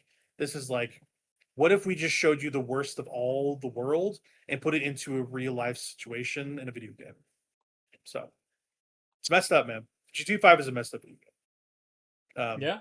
Sorry for the pearl clutching. Yeah. I am glad I played it because I will never play this game again. Like I'm genuinely saying that. But you're gonna So. play the GTA 6? I absolutely will. Yes, I will. I think the thing that will change is a lot of the creative staff are no longer part of that team. The main writer for that thing is no longer there. The lead producer, Leslie Benzies, he went off to actually make Mind's Eye, which is a piece of crap. They are no longer part of it, and they were the main creative forces behind GTA 5 specifically, and also 4 and all the other ones. But I don't know, like the premise of the new one seems a little bit more kosher to me. It's more of a Bonnie and Clyde situation, where you play as a girlfriend and boyfriend. It seems, also robbing people, but they seem like they love each other, and having some sort of moral core there, I think, is more important. Is important. Like having every character be morally reprehensible, you have nothing to lean on. Like 5 has no moral ground, dude. Like it's crazy to me. Yeah. Like even GTA 4 has some moral compass. Like even Nico Bellic, a murderer, is like, yeah, maybe we shouldn't do that. Maybe we shouldn't burn somebody alive with gasoline. Maybe we shouldn't do that. You know, maybe we shouldn't blow up this meth den full of people in it. Trevor's like, I don't care. I'm crazy. Isn't that fun? Like, no, it's not actually. It's actually not fun. So, all right, I'm done. I promise. That's GTA 5. I'll finish it next week. Noah, talking more about depraved video games. Show me about Doom. That's a bad video game. No, that's you're a in hell. Christian game. That is Yeah, maybe the most Christian game. You're I think- conquering hell. You're I fighting think the that demons. game might be more Christian than Supernova's Arc. Isn't that a NES game? Super NES. No, it's Supernova's Arc. Oh, Super NES. Okay. Yeah. Yeah. Yep. Okay, I'm with you. Yeah. It's no. Oh, what's that Christian rock band game? Oh my gosh. Oh, I don't know. I wouldn't know. Oh my gosh, they had it in CPO back in the day. And I was like, how bad would this be? CPO. Anyway, that's a call out. yeah, that's a call out. Anyway, tell me about Doom. I love Doom. This game is so good. I love Doom. The only thing I ever bought from that store was the freaking the Conquerors the Command and Conquer. Oh, right. The Command and Conquer collection. I bought like the full collection on PC from that store. That's like the only thing I ever bought from that store. They I'm had such a video heathen. games there. Yeah, They had just like video few games. and far Weird. between. They would have like video games, and it was mostly PC games, I think. And so Yeah. I bought They had- the. They had original Xbox games there, and I buy Xbox games there. Yeah. That's awesome. That's awesome. Yeah. But yeah, Doom. It's Doom. Yeah. Yeah. Yeah. Yeah. I like Doom. Doom's good. So did you beat Doom again, like all the way through? I haven't yet. No, I haven't gone back to it yet. But it's not a very long Yeah. game. I'll do it again. Yeah. So I'll go Yeah, back to it. I beat the original Doom like a year and a half ago. Because no, it was last year because do you remember I was prepping for Doom the Dark Ages? Oh, you So I played through. you hadn't beat it yet? No, I had beaten Doom 1, but I was wanting to play through the whole series. And I beat all Gotcha. Doom 1 last year. I was like basically playing them in tandem, like I sometimes do. I was playing some of the old ones, some of the new ones. I played that one, and then I played through Doom 2016 again, and then I started Doom 2 and didn't finish it. Doom Played 2 through is not Eternal, very and then good. played the new one. Yeah. Doom 2, way too many enemies, and it's a lot harder, and everything's a little bigger, and it's not as good. It's just not as good. Yeah. Doom 64 though, that's a way better game than Doom 2. I don't know if you've played Doom 64. It's a I have different. not. It's not just Doom on the 64. It is a new Doom. It's a new I never knew Doom that. game. Yeah, you should check that thing out. Doom 64 is good, but yeah, Doom's good. I'm glad you're playing that thing. Yeah, I like that. Not I like much boomer to say about shooters. it. Yeah, It's just regular Doom. Okay, I like those cool. things. Yeah, I just Yeah, wanted to play a cool. boomer shooter, and so I'm like, yeah, play this. I mean that genre. Yeah, I like that better than like any modern FPS personally. Like I like that boomer shooter genre. It just feels good to play those things. So Yeah, it does. There's a lot of good boomer shooters out these days. Like yeah, they're making a lot of new making ones. somewhat of a comeback. Mhm. Yeah. Yep. The Warhammer 40K boomer shooters they put out, I forget what they're called. Those are really good. I don't think I've played those. So. They feel like original Doom. Yeah, those are great ones. Nice. Yeah, so Doom. I saw you put Freedom Planet on here. I wondered if you were ever going to get to this thing. Yeah, I finally checked it out. I haven't played very much of it. I've just played like the first couple of levels. It seems okay. I like it. It's okay. a Sonic-like. It's Sonic adjacent, right? Yeah, it is. It's a little too generic for my tastes, and the voice acting is kind of jarring. Like it seemed like voice the acting. pixel. Oh wow. Yeah, it's fully voiced, but it's like pixel voiced. So like it's all like kind of like garbled and stuff. You know what I mean? Oh, And weird. That's weird. yeah, Okay. and the like yeah, I don't know, like the pixel art with the fully voiced characters, it's just a little weird to me. Just a little weird. But I do like the CD quality soundtrack. It's got like a very like Sonic CD-esque soundtrack, so and that's my favorite of like the classic Sonic games, so it's very Sonic CD coded, and I can appreciate that. But yeah, I need to play more of it. I like what they're going for. These things, the thing with these things is they've never gone on sale for very cheap. Like those No, they really haven't. I've developers been looking for really these. like to get like their money's worth with every purchase. So Yeah, good yeah, on them, I guess. They value their product, but it's yeah. just made it hard for me to like make the decision to buy this thing until I'm like, okay, I'm actually gonna sit down and play this thing, so I Right. might as well buy it now. Exactly. Yeah, for sure. I like just bought this thing, Yeah. so They have a second one of these out, right? they do. Is there Yeah, a they free have a second one. Yep, Okay. yep. Okay. I could have sworn they put out a sequel. People probably Um, like that sequel better. I think I don't know, but yeah. the first one seems fine. I'll get through it in bite-sized chunks, but Chip away at it. yeah. Yeah, chip away at it. Okay. There you go. So Freedom Planet. Um, yeah, I'm interested in that thing too. I'm not a huge Sonic fan or anything. Not because I actively dislike the series. I just haven't played Oh, them. you actively dislike it. I actively dislike Sonic Adventure. That's Um, crazy. I think that game's bad. But the That's other crazy. ones I'm not. Sonic Adventure I 1 or I had 2? one. I think two's a good game from what I've played. Yeah. Uh, I kind of agree with 1. 1 is actively a bad game, but it's a bad game that I like. okay, yeah, that's acceptable, right? Yeah, Yeah. that's fun. But 2 Yeah, is like 2 is a I good game. 2 is a good game. that's like the Force Unleashed 2. I'm very similar on my feelings with that Yeah. as you are. Sonic Adventure 1. The first game is great, but the Yeah. second game is short and it's bad, but I have such a deep spot in my heart for that thing. Yeah, Yeah. totally. I love Sonic Adventure 1. The thing with Sonic Adventure 1 is like they kind of just shotgun like all of like the game modes. They're like, okay, one of these has to be fun. We'll do like 6 characters, I think, and then they're like, okay, yeah, we'll give you 6 characters, and one of them has to be fun, right? So turns out, yeah, Sonic is fun, and the other ones are okay. Um, Yeah, that's how it and goes. Yeah. I mean, I like Big Cat levels personally, but I like fishing games, so I think they could do some fun things with Big the Cat. Like I think they should do something like where they revolve around his fishing mechanics. Make a fishing game with Big. That'd be kind of cool. They could make yeah, something small like that. yeah, I would like that'd to be see fun. them branch out more than the regular Sonic games. Like use the other characters and like make theme games around them. I think that'd be Yeah, cool. Hire me, but Nintendo. No, hire me, Sega. Hire this man. right, but Uh, yeah, the whole like hub areas in that game though can get exhausting after a bit running around those hub areas in Sonic Adventure. So when you're on yeah. like the 6th character, you're going through all the characters and you get to your 6th character, you're like, okay, I've been to all these hub areas so many times. Just get me out of this game.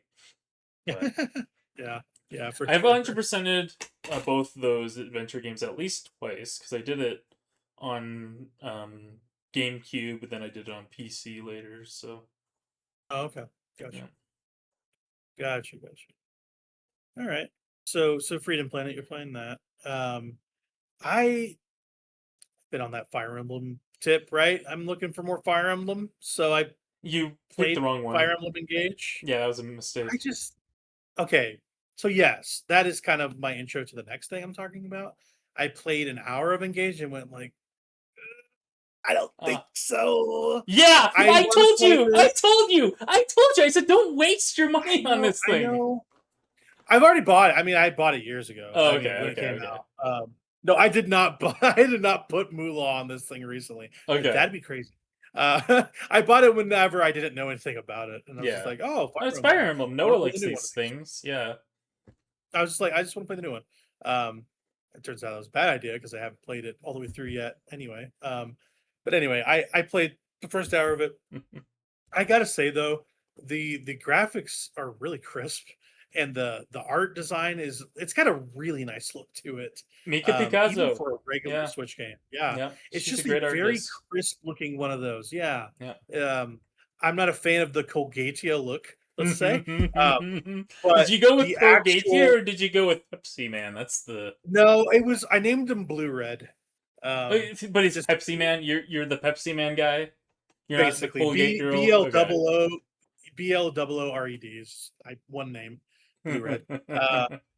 And yeah, the functionally, it's a very good one of these. Like, it's good. The thing that is bad is the story and the Yep. characters. Yep. Clan and Fram, I immediately wanted to put a gun in my mouth hearing Yep. them talk. Yep. They specifically had that opening bit where they're like, "The Divine Dragon's The away!" Dragon! I'm like, "Where's the nearest clip to jump off of?" I was just like, not having it. So I played a few rounds of it, and I'm like, okay, well, I do the thing. I Marth is my buddy. I become Marth Yeah, avatar. you get a I'd- transform into Marth avatar. That's kind of cool. Sure.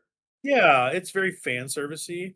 Like, I feel like I wouldn't get any of the references, so I maybe would leave this for the end of Yeah. playing any other Fire Yeah. Emblem. Maybe I don't know. Yeah. Even if I was going to play that, but anyway, it was just not grabbing me. But If I you- wanted something turn based to go to. So yeah, this wasn't quite fitting the bill. The though. thing is, like, the returning characters, they barely give them any screen time anyways, so, like, even if you do know the characters, like, it doesn't matter. Like, you see Roy, and he's like, oh yeah, there's Roy. He's just kind of, like, I'm transforming into Roy's avatar. I don't really interact with him a whole lot. He's not really a part of the story. The Dragon Queen, like, summons a dude on a horse, and she's like, "This is blah blah blah," and I'm like, okay. Okay. What's he from? Yeah. Sure, he got a lance. That's cool. Yeah. I don't know who this is. I know. By the way, that guy, just for the record, that's the guy that's from Genealogy of the Holy War. That's Sigurd, I think is his name. And Sigurd, yep. Yes, it was Sigurd. Yeah. And that's that game that you say exists that I don't think actually exists. That I've just heard from people that they're holding. Creators, I've just heard that they're holding it. I don't know anything else about it. I think they're lying about that. I think that's a conspiracy. Yeah. The messenger. Hey, those same people said that Metroid Dread sequel's coming out, and that Metroid Ravenous rating went up this week. So same people. Yeah. They were right. That's exciting. Anyway. That's fair. My biggest beef with Engage is that later in the game you get the Ephraim and Erica Engage ring, right? And it has both the twins, which is cool. So you get a swap between one, right? No, they're from Sacred Stones. Oh, okay. Wait, what's the green haired girl from the first one? What's her name again? I forget what her name is. From Fire Emblem 1. Oh, that's no. Lynn is from. So she's from the GBA, the first one on GBA. Yeah. That's what I was. Yeah, that's what I was talking about. Okay. Yeah. Lynn is from that one. Yeah, and then there's another green-haired girl from the first one, from the actual first NES one, and that's the dragon girl Tiki. That's who I thought you were talking about. But not confusing at all. Yeah, for sure. Yeah. So the first Fire Emblem is the Fire Emblem on NES, right? And that's the one with Marth. Right. But the first one that released in America is also is called Fire Emblem, but that was on the GBA. Right. Yeah. And that was the one with Lynn and Elliot and Hector. That's right. You can get Hector in the DLC. But the beef I have with this game though is that Erica and Ephraim freaking engage thing, whatever. Like, you swap between them, which is cool. You just swap between the two twins. Ephraim has 0 voice lines. He does not talk. Oh, weird. Like, Erica does all the talking for them. It's so weird. And Ephraim is my favorite Fire Emblem character. He's my favorite favorite Fire Emblem character from my favorite Fire Emblem game. And he doesn't get a single voice line, and it makes me very upset. And so that's my biggest beef with that game, is that they did my man dirty. They did your Ephraim dirty. They made 3 GBA games, right? They made Fire Emblem 1 technically, and then Sacred Stones, and then Binding Blade. Is that the Okay, so the order is actually Binding Blade, and then that's the first one. Yeah, yep, and that's the Roy one, and then it's the one that we got, the first one we got, which was the Elliot one, and then it's Sacred Stones, which is the Ephraim and Erica. So Yeah. Right. I want to go back and play the first one on NSO, the GPA one. I just want to play that thing. I hear you like that one a lot. I like Sacred Stones more than that one. Sacred You Stones is do? my Okay. favorite one. Yes. Yep. Straight Very up, I like nice. that one better than Three Houses. So, Oh, wow. I didn't know you liked it that much. Okay. yes, Sacred Stones is my favorite Fire Emblem. Straight up. Oh, okay. Yep. Okay, sorry. I missed that you said that was your favorite one. Okay. Yep. Cool. Yeah. So I wanted something turn-based though, and Gage wasn't doing it for me. So I pivoted and Final Fantasy Tactics: The Ivalice Chronicles came out last year. And I've been meaning to get back to it. And I was like, okay, this is the time to start playing this thing. And yeah, I'm about 4 hours in, I think 3 or 4 hours in. Dude, this game is so brutal. Like Yeah. really brutal. Like they do not care. Hmm. Like you can start turn one, and if you're in the wrong position, you'll just get worked. You'll just get worked, and you have to have the right party comp too. It's a brutal game, and also if you don't res people, I hadn't played enough tactics to know this. They just die on you. Like if you do not res them, if they are on the ground and have hearts on them, you have to pick them up in as many turns. There's usually 3 hearts. If they dwindle all the way down to 0, they're done, and you have to recruit again. And they take all their levels and gear with them. It Yeah. is brutal, dude. I don't. So it's been me optimizing my battles to mitigate that because I'm like, I can't lose people that are like level 3 or 4. That is a killer, you Yeah. know. So Yeah, I don't really like these like recruiting yeah, tactics games. Like I like it when like my characters are like, fully like characters that bespoke. they're Yeah, not like build your own sort of things. Because I tried yeah, like Disgaea and I didn't really like that either. yeah. And then It's very similar to that. I tried like the original tactics and I was like, it seems fun if you like that sort of thing. Sure, I just can't get behind it. I do know that there's like a cool class in this one called the mathematician that like messes with Mm, like the levels and the like numbers uh, and stuff that are in like the like you can like do attacks that only hit enemies that have like specific experience points, I think, or something stupid like that. Like it gets really mm. granular, and I think that's kind of interesting. But I like sort of Yeah, it seems. granular classes like that. Yeah, everything seems very deep because of Hmm. all the party comp decisions you can make and all the different classes you can spec into and change and learning skills is weird. Like you have to learn skills per class, and if characters don't know it, they literally don't know it. They have to literally learn things based on like battle experience you get in fights uh are basically currency that you use to learn like cure. Like let me throw a potion out. Like a chemist doesn't know cure yet until you teach them. Yeah, um it's very granular like you're saying. So I'm playing it. The story is great so far. I am yeah, actually really into it. It's basically but it's after a war has happened, and basically like the people that went into war didn't get reparations for their like um or they didn't get payouts basically for participating, and they got shunned by the government they were fighting for, so they become actually an opposing force to the people that used to employ them, which is really interesting. There's a lot of like really deep politics and stuff. For this Ivalice Chronicles package, they basically did all new voice acting. I don't think they ever did have voice acting here, and it sounds phenomenal. Square always does really good voice acting, but this stuff is really good. I know you don't like ISOSlop, and you also don't like this class based sort of tactics game. So like this is probably not for you, but it looks I'm playing interesting, it. but yeah, it'd be hard for me Yeah, to get into for sure. I think you would like it because of all the stuff you can do, and like for instance the mathematician stuff. That's a really interesting class. Huh? Um, I think it's worth picking up if you see it on sale for sure. Yeah. It's the best version of what this game is, and also this should be the standard going forward.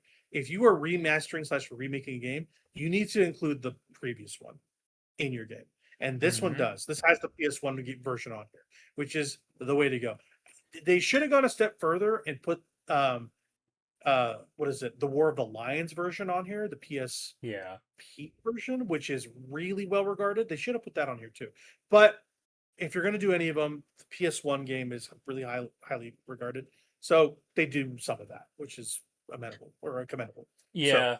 yeah, That Touhou game is doing that. They're putting the original version very good. of Touhou 6 on there alongside the That remastered should be version. the So, yeah. that should be the standard, Which dude. is Like interesting 100%. because I'm pretty sure that Zune lost the source code for Touhou 6, so I'm pretty Oh, sure really? he's like having to make that game from scratch again as well as the remaster. So that's interesting.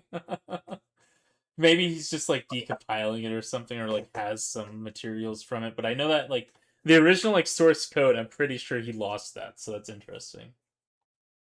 He just lost Um, the hard drive and went on. Yeah. yeah, yeah. I mean, he built it like he makes those games himself, like those old games he makes himself.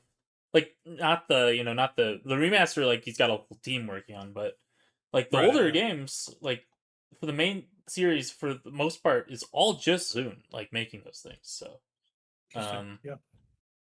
But but anyway, yeah, that should be the standard for like yeah, most remasters yeah. plus remakes. I'm glad they're including that. That's cool. It's cool to have that comparison point, right? Yep. Yep. Yeah, people like this setting, the Ivalice setting. Evilus, yeah, Um, yeah.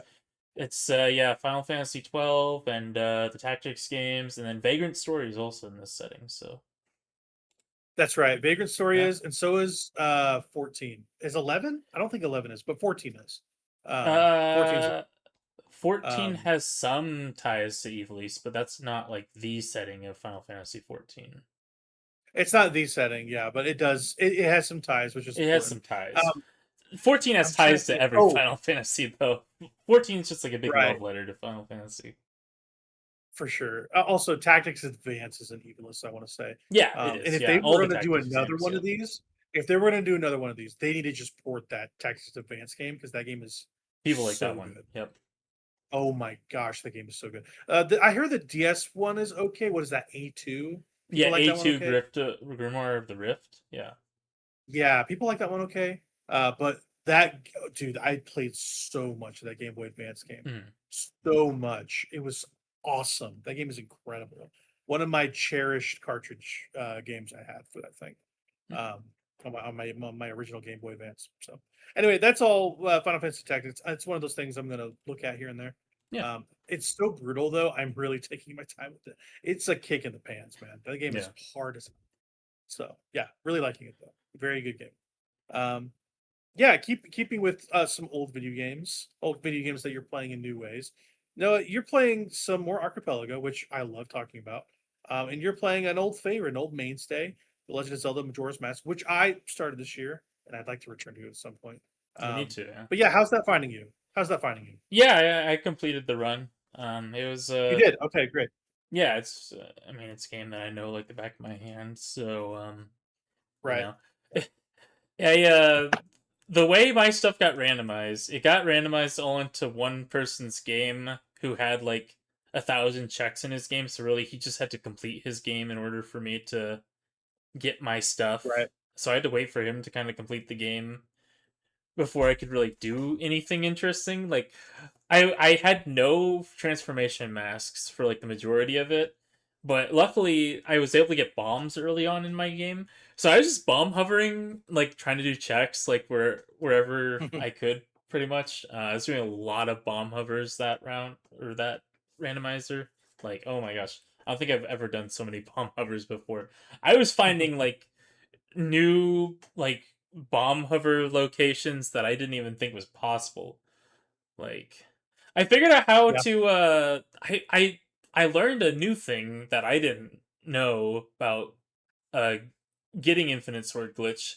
Um you can get it from talking to NPCs as well. I thought you could just get it from signs, but I was able to get it from talking to an NPC. And so I was able to do a bomb hover off of that. Um but yeah, I was playing on the PC decompile or Oh of yeah, right.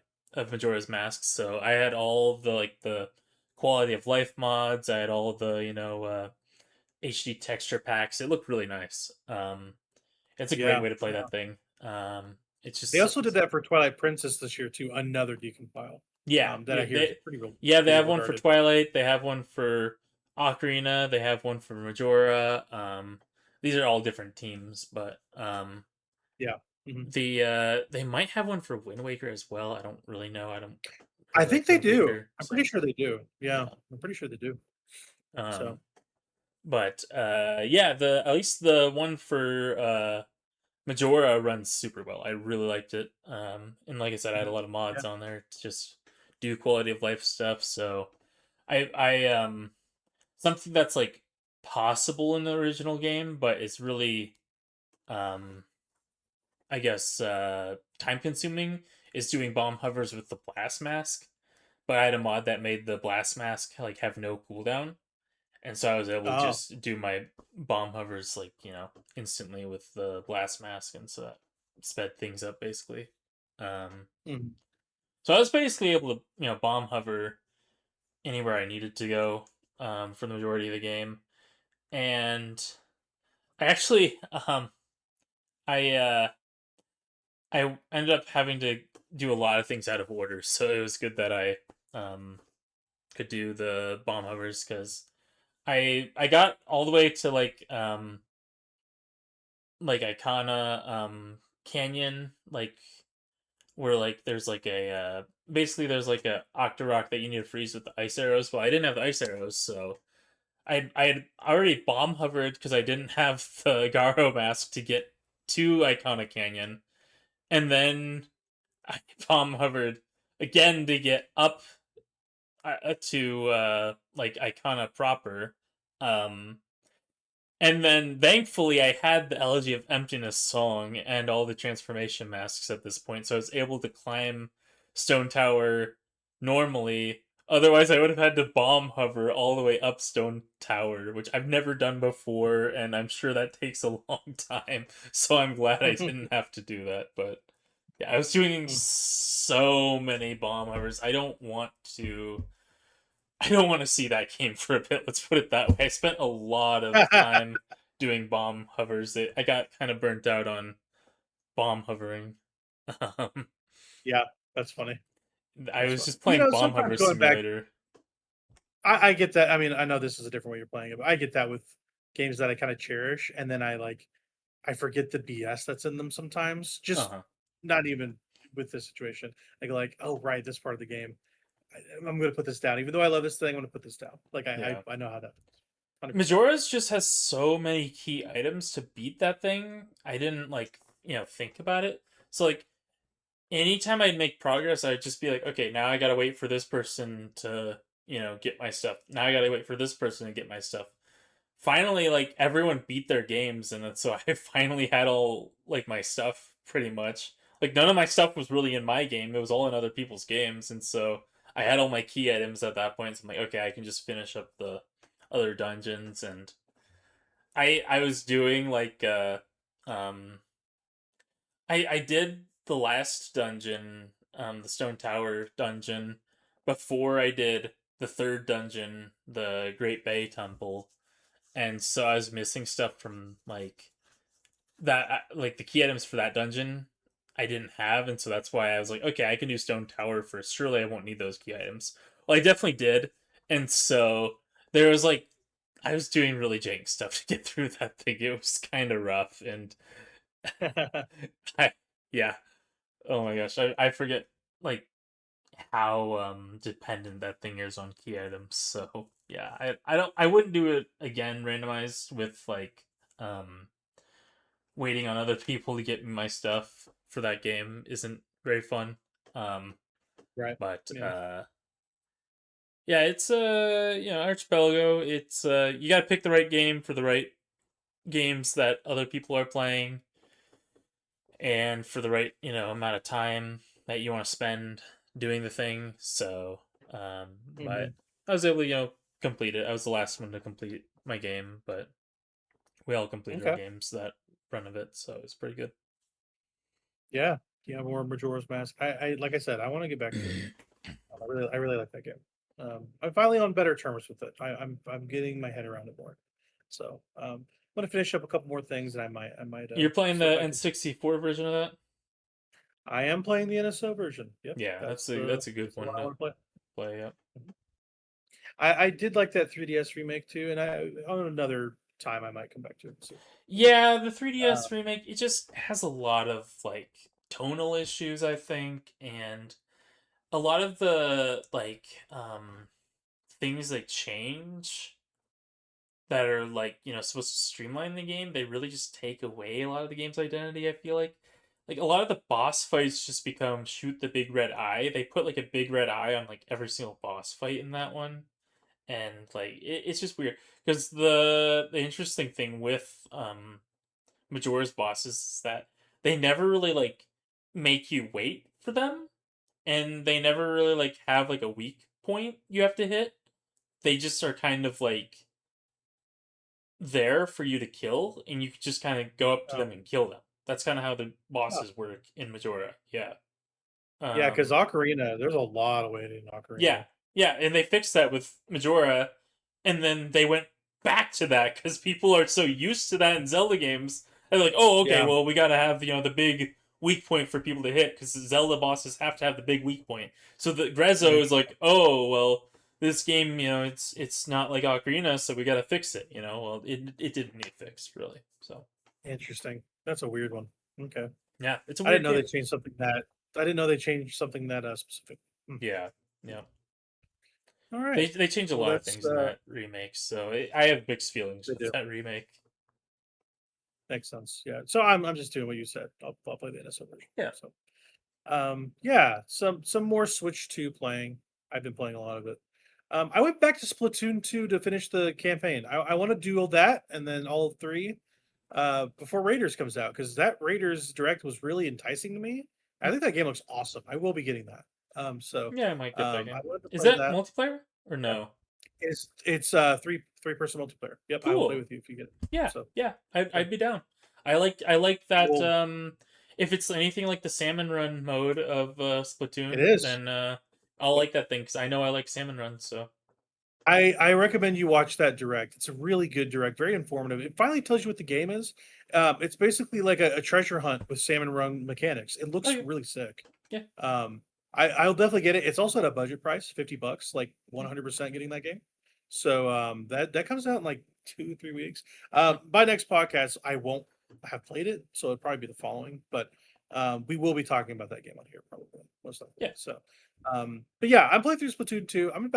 I'm on the third biome right now of that campaign. Mhm. They're mostly just obstacle courses. Yeah.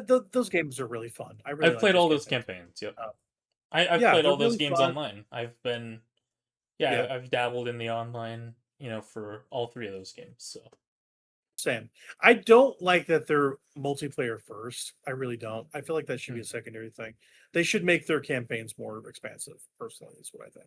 But they do have the expansions for like Yep, the Octo expansion for two, yep. that which I hear is very good too. Yes, Octo So expansion's very fun. Yeah, and that was really exciting back in the day, letting you play as the Octolings. Like I still always right. play as the Octolings when those games let you play as an Octoling. I don't know if Raiders will, but in 3 I play I as don't an know. Octoling. Like I just prefer the Octolings. Like ever since The 2. the the Octoling. So the first ones, they're just Squid Kids, or 1 and 2 are just Squid Kids. You fight against Octolings in 2, but in 3 they let you So intermingle. if you complete the expansion of 2, then they let you Uh-huh. play as the Octolings after Oh, that. okay. Yep. I was wondering if they do that. Oh, Yep. okay, that makes way Yep. more sense. Way more sense. Yep. Okay, You beat that gotcha. So, Octoling yeah, expansion, then you can play as the Octolings even online on Splatoon 2. So very cool. yeah. Yeah, I like the Octolings. They look cool. Yeah. Um, Yeah, they're cool.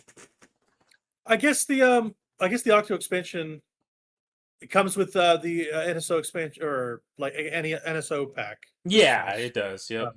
Pay for that. So Yep. yeah, I'll download that. I forget that came with it. So yeah, I will add that to my I Splatoon 2 and finish playing that. I So didn't ever play the Splatoon 3 DLC. I played the whole campaign of Splatoon 3, but I was kind of done with Splatoon by the time the DLC came out for Splatoon 3, so yeah, I think okay. I wasn't on the ground floor with 3. And I hear people don't prefer 3. People prefer 2 is what I hear. I don't know much about it. So, but if there's another Splatoon, if there's a Splatoon 4 and I like Raiders enough, I might just get that day one and play it. Because Yeah, I would be in the mood for something like that. I would get a Splatoon 4 day one, absolutely. I got Splatoon 3 Yeah. day one, and I liked the day one gameplay of that one personally, so I had a few friends I was It's playing with it too, so it's really interesting. They put 2 out on Switch, like 2 and 3 on Switch once. yes. That's an interesting thing. Yep. Um, I know those games are really popular in Japan, especially. Yeah. But like, I don't know, Nintendo's a very like one game per console sort of thing, like per franchise. Unless it's like a Kirby or something where they're like, oh, do the spin-offs, do the side games, whatever. Like you'd imagine them just doing one, especially for like, I don't know. Maybe that's a dumb thing. Maybe that's a thing I built up in my head. I don't know. Splatoon 3 needed to happen. Splatoon 2 had a lot of core problems, so You think so? Okay. yes. Yeah. I'm just not as familiar inherently with it, so Yeah. Okay. Yeah, but I would think a Splatoon 4, especially on a Switch 2, would be a really good game. So yeah. Anyway, that's it. I'm just playing through the campaign, almost done with it. About over halfway through at this point.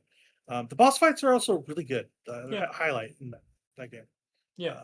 I fought the samurai squid or octoling with like a samurai paint roller. That was fun. That was a good fight. Yeah, just a lot of interesting mechanics there. So, and then to round up my video game block for me, is I played the new Star Fox. What's to say about it? It's a remake of Star Fox 64, and guess what? Good game is good. Just like it's Noah said. a remake of Star Fox 64 or Star Fox 3D, Star Fox 64 3D, which is a remake of Star Fox 64. This is the third time they've done it, really. But I think it's really which good. Is a remake of Star Fox 1, really. Yeah, we can be pedantic like that, and that is definitely all true. All that is true. But this being the testbed for another Star Fox game, I think is probably the reality. You think they just remake Star Fox 64 again? I think they do another Star Fox game after this, a brand new one with Velen Studios doing it. And I think this was like, let's test out once and for all if people will play a Star Fox 64 remake again. And it turns out it was a resounding yes, because this game is sold out everywhere. It's sold out physically in multiple places. Yeah, it's a huge hit. It's also the #1 game in the UK right now. That's the time of this reporting. That Mario movie must have done wonders for Star Fox's PR. You're right. Yep. I think you're right, and they're going to start doing more of that co-marketing stuff with their. Like, okay, they're not going to do it in like a Zelda movie or anything.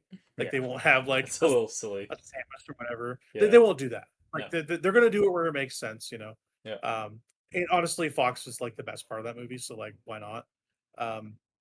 It was perfect. It's perfect co-marketing, and everything had to happen a certain way for it to happen like this. And Nintendo was very specific about how they wanted to do it, which it's good. As for the particulars of Star Fox, the new one, the remake.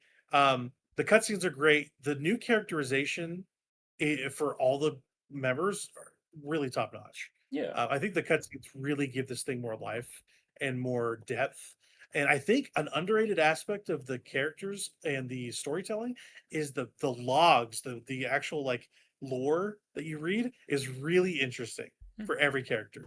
You find out Fox's dad bought the Great Fox on an 80-year loan, and Star Fox is severely in debt, and he died 5 years into his loan. So that's why they're crazy mercs. They're crazy mercs because they're trying to pay off his debt. And they also talk about him taking on this huge investment and loan for like the Landmaster and like the blue, whatever they call it, the submarine too. Like it was a package deal he bought from like a space company, like the Space Electronics Company, and it was an 80-year loan he couldn't pay off. So that's why Star Fox is. Or Fox McCloud is left footing the bill. It's a very funny, and you just find that in a log somewhere. But there's also like little good tidbits about like Yarrow DuPont, the raccoon like tutorial guy. They talk about him being like, hey, he like was part of the forget the name of it. It's like spaceship mechanics or something. He's not just a tutorial guy. He also helped build the Great Fox and stuff. So there's like little bits of storytelling that are really good. Everything's linked up in nice ways. It's just a very there's a lot more to this thing than it just is just a remake. I feel like Villain Studios added a lot of really good character touches to this thing, and also like it's a lot beefier because of all the added story stuff and all the new voice lines and new voice talent stuff. It just feels like a more realized idea of this thing. Sure. And they'll never do it again. They should never do this again. I don't think they will. They're They going to move will. on from this idea. They They will. It is it's the definitive way, and I'm glad that it's in this perfect form because like you don't need to do this again, and it's a great game on its own.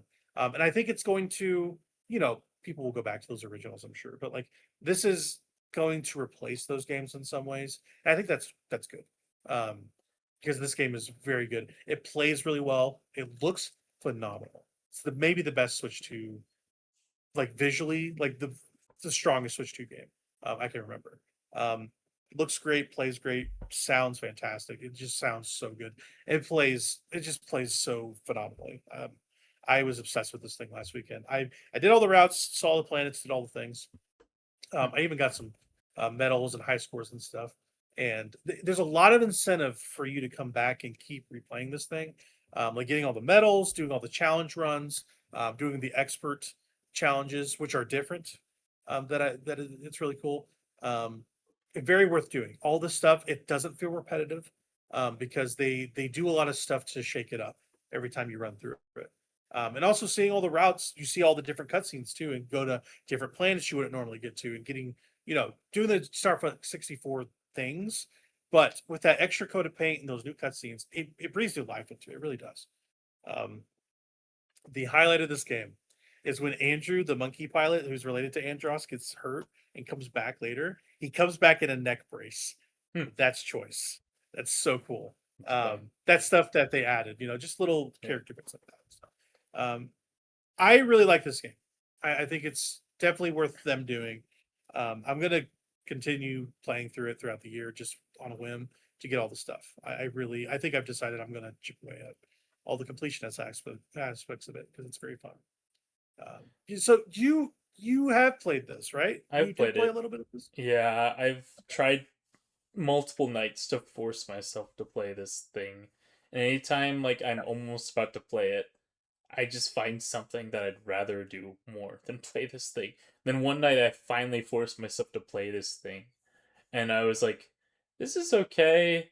And then like I don't know, like a bunch of people hopped on Meccha Chameleon or something like that. I'm like, yeah, I'd rather do that than play this. Yeah, So I think I have a longer runway than you with this stuff because I only played through all of Star Fox 64 and 3D this year. Like I played them in spots before, but like all the way through a couple times I've done this year in preparation for this. And so oh like wow. I'm more new to this game than you are. Yeah. Yeah.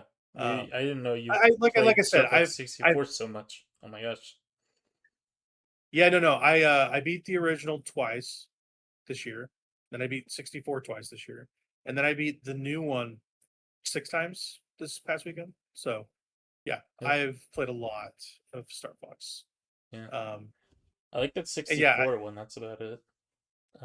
But I mean, listen, if you like 64, you're gonna like this one at some yeah, point. I've played it. Just- I've played the first couple levels. I'm like, yeah, this is that one, but I don't know, I was trying to remember how to do the other routes. It yeah, the parameters are really interesting. Yeah. it didn't seem like maybe I was doing something wrong, but I was thinking maybe they changed it, or maybe I have to go through like the easy route first before I can do the other routes. So, yes, You do? basically. Okay. Yeah. Unless you know what you're doing, I'm sure you could do them. Like for instance, the first Corneria map where you Mm-hmm. go through the Yeah. waterfall, you could do that. And Can that's the you? first Okay, brain. maybe I did something wrong, but I thought I was doing it right to do the So from waterfall what I've there. seen, the first route is definitely the most vanilla. And I Mm-hmm. like after I beat it the first time, I was like, okay, that was good. But going back and doing all the other stuff, I was like, okay, no, this is great actually, because the route to do the hard ending, which is the true ending, the Venom Mm-hmm. 2 ending, Mm-hmm. Mm-hmm. is so superior, dude. Yeah. Like that Venom 2 area is hard as hell. Yeah. I died on that thing like 10 times because like you have to do the dogfight with Wolfen again, but it's Yep. Wolfen 2. So they're really strong, and they just headhunt you like crazy. And then you have an even longer Andros fight where he's the brain. Uh-huh. And that takes even longer. That's just a really hard route. Yeah. But once I beat that, I was just like, oh yeah, this game is excellent. You Yeah. know, I've beat that 64 game. Like that's all in that 64 game.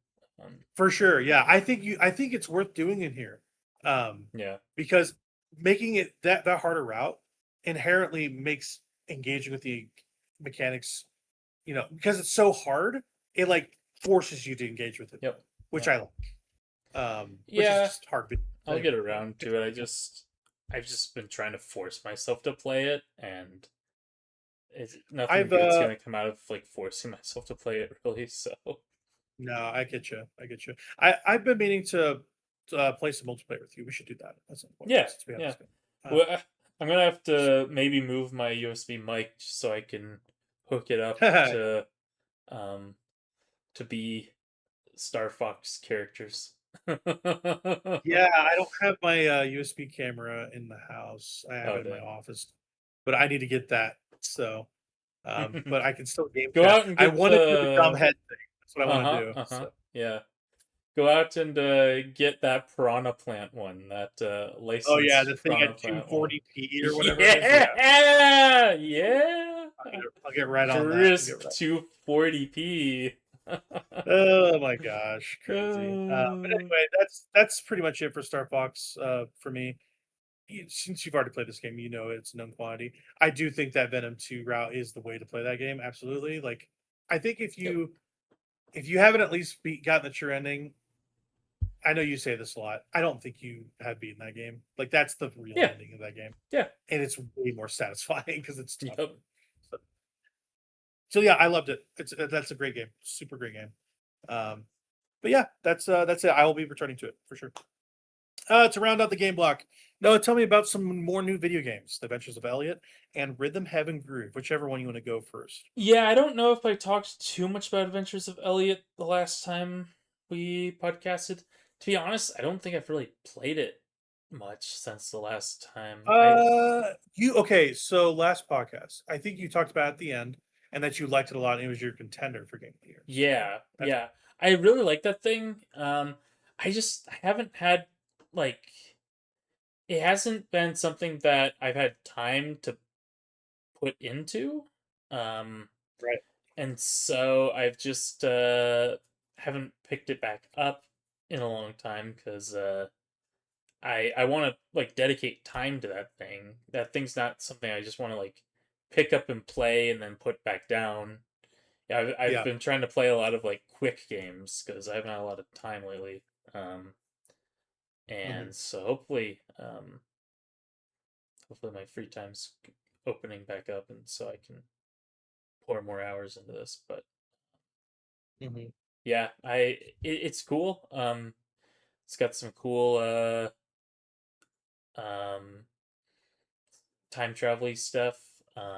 Does that pretty well. So it's a cool game. I've heard some conjecture about Adventures of Elliot, where people don't like how talky it is in terms of like everyone's talking in very flowery language and very like, oh, they thou thy about like everything, and it feels like kind of filling air rather than talking about anything. Like what I've heard is like characters talk to each other in a way where it seems like they're just yakking for no reason. Like, does it feel that way to you? Not to Like, it doesn't me, feel kind of no. too talky? And Okay. for the most part, the voice acting is pretty modernized for like one of these things. So, because like I could get that complaint with like an Octopath, because some of the characters can like talk like that in Octopath, but I don't remember them talking very much like that in this one. So Okay. That's just what I've heard. I don't know anything about Yeah. this game really, besides the the demo I played, so. like specifically with Octopath 1, the hunter character, like half the time I can't even understand what she's trying to say because she's talking in such old English. Oh, right, yeah. You remember? I So remember you telling me about her. Yeah. yeah, but yeah, so um, yeah, it's a cool game though. It's a really good Zelda like, Yeah. and not really a huge fan of top down Zeldas, but this one's fun. Um, Okay. and yeah, it's I gotta get back to it for sure. Hmm. All right. Adventures of Elliot. You'll probably finish that, right? That's kind of Definitely, the yeah, idea. yeah. Okay. It doesn't seem that long. I've heard it's pretty short. Really, it feels very long to me. Like it feels very expansive, I guess. There's a lot to do. Expansive. Okay. Yeah, there's a it's a pretty big like open area that they give you to explore.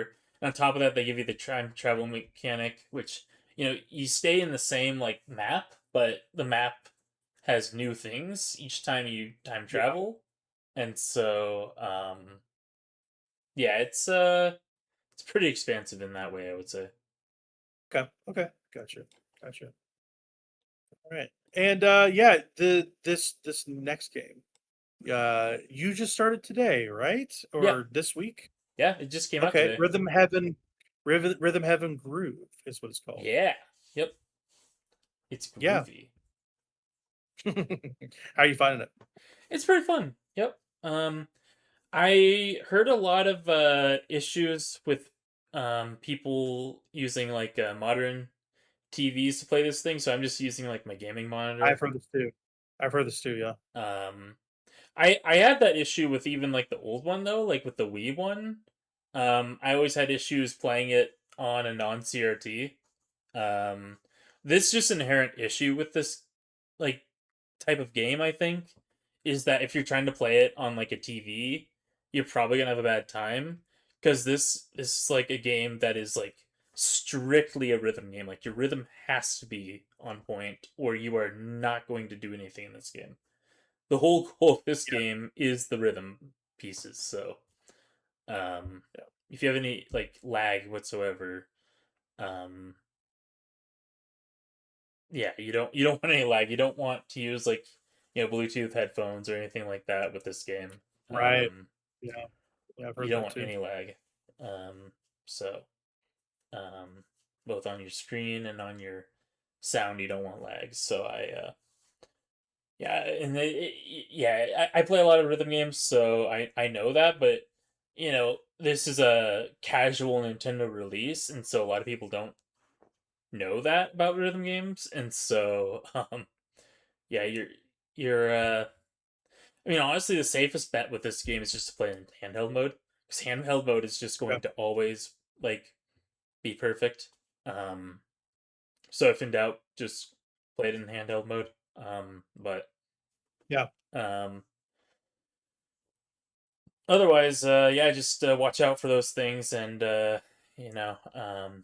try and use like a gaming monitor if you can, or at least like a fast refresh rate TV, and you'll probably be fine. Um, but Yeah. yeah, it's fun. It's really charming. I love it. It's brought me back to my Switch where Star Fox couldn't, but the um, yeah, all the rhythm games I've played so far have been really fun. That new RPG mode it's kind of bare bones. Yeah. It's I've heard really about bare that thing. What's it bones. called? Beat spell. Beat Spell. I they were talking about it on the Bombcast this week, and I Jeff Grubb really liked it. But I don't know anything about it really. Yeah, I've only done like the first chapter of it because I didn't like I'm not early access or anything, so the game just Yeah. came out today. So, but Right. the for like normal people, but the Yeah. the yeah it didn't seem very feature rich. We'll put it that way. Like the beat spell game is mostly about just keeping the rhythm rather than about any RPG elements. The RPG elements are kind of just Right. there. They're kind of perfunctory. But it reminds me mostly of Find Me from the 3DS. I don't know if you ever Oh yeah, played that or find not. me.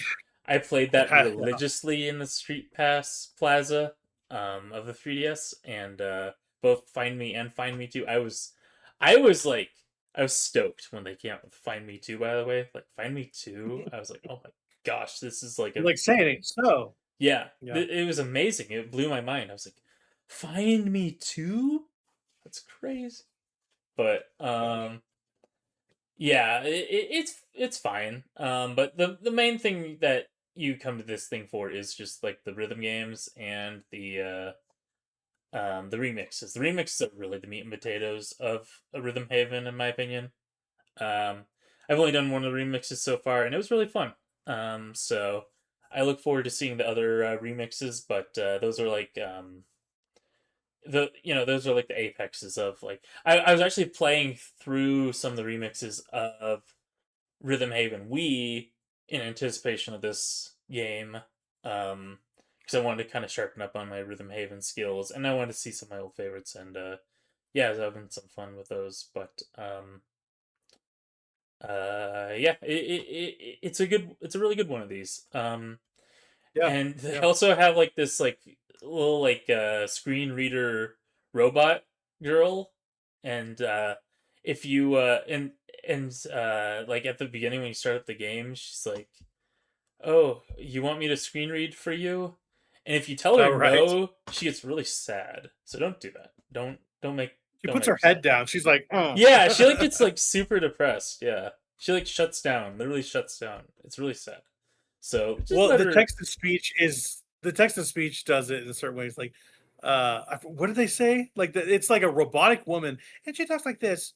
You're Yeah, going to yeah, disappoint yeah. her. Like, that's Yeah, how it yeah. does. It's like that Tomodachi Life text to speech. Yeah, they're using like It that really is. same Tomodachi Life text to speech type thing for this. It's really funny. The yeah, and like every time she ends a sentence, she goes beep. Beep. she's Yeah. like Yep. she's like hello beep. Beep. Beep is like the confirm button. Like, oh, let's move on. The next piece of dialogue. Like, beep. It's kind of Yeah, funny. yeah, yeah, yeah. It's funny. It's like a funny little like character quirk or whatever. But Yeah. yeah, So, it's a when was very the charming last game. time they? Yeah, sorry for interrupting. When was the last Rhythm Heaven game they put out? Was that on the 3DS? Did they have one on the 3DS? If so, I didn't hear I think about it. they I feel like didn't I would have heard they? about it. I like those It hasn't things, been since so the Wii, I think right? it's I don't been think it's since the Wii. I think it has. I think really. it I has. feel like they put. I feel like it's been more recent than that, right? Maybe I'm wrong. Oh, I don't I know. guess you're right. They I don't. had Paradise Mega Mix on the 3DS. I never heard Right. about Yeah. this game. I could have sworn they had one on there. Yeah. Okay. Yeah. So yeah. So you like Rhythm Heaven Groove? Hmm? Again, don't use a low refresh TV. It sounds Yeah, like. don't use Bluetooth headphones. Just run like through speakers. Yeah. Well, the game actively says like, "Hey, don't do this," right? Like they basically Yeah, tell you for both of not those to. things, it will tell you like if you go to boot up Beat Spell, it's like, hey, you really should be playing this thing in handheld mode. Like you can't hold us responsible for misinputs if you're playing this thing on a TV. Like this thing is designed for handheld mode. Is basically what they said Right. about Beat Spell in like a little warning blurb when I launched it. I'm like, Gotcha. well, I'm on a Okay. gaming monitor. I'll be fine. I know what I'm doing, but Right. like I said, if you don't know what you're doing, just play it in handheld mode. The game's designed Yeah. for handheld mode, so don't complain Right. about the And honestly, game if you're not playing in handheld mode. if I were to get it, I would get it to play in handheld primarily, I imagine. Yeah, So it's fun. yeah, there you It's go. really charming. So Yeah, cool. Cool. I'm glad. I'm glad there's another Rhythm Heaven out for people to play. Yeah. With that, let's cut to our topic. So this can be a long topic, but it can be a short one. I think I just want to talk about the summer game mess, all the stuff that came, that was announced this summer. I just want to go conference by conference slightly, pick and choose one or two things that we're like excited to see coming out. Some little tidbits here and there, just some stuff that got announced in the past month or so, that's on the horizon, honestly. And again, we don't have to go terribly long on this. We just kind of go at whatever length we want to, really. But I kind of want to just go at our own pace and just talk about these video games, because there's a lot of exciting ones coming out. It turns out. And yeah, I divided it by conference. I was gonna have it last pod, but I couldn't. I just couldn't make it through for some reason. I was just tired. Um, but yeah, I wanted to start with the games that we saw at the State of Play. Um, Forget the fact that PlayStation is literally killing its own business right now by stopping physical game production, which is insane to me. Because people still buy those in the hundreds of thousands. So, Yep. but as for the software that they have on their platform, they have some stuff coming out. So, I wanted to start at the top with the game they showed off at the beginning, which is Wolverine. Um, so have you played any of the Insomniac Spider-Man Nope. games at all? No? Nope. Okay. So what's you're a Marvel guy. Mhm. Like, do you like Wolverine at all? Are you Yeah. a Wolverine fan? Yeah, I like that guy. He's cool. Okay. Yeah. If you had a way to play this game, would you though?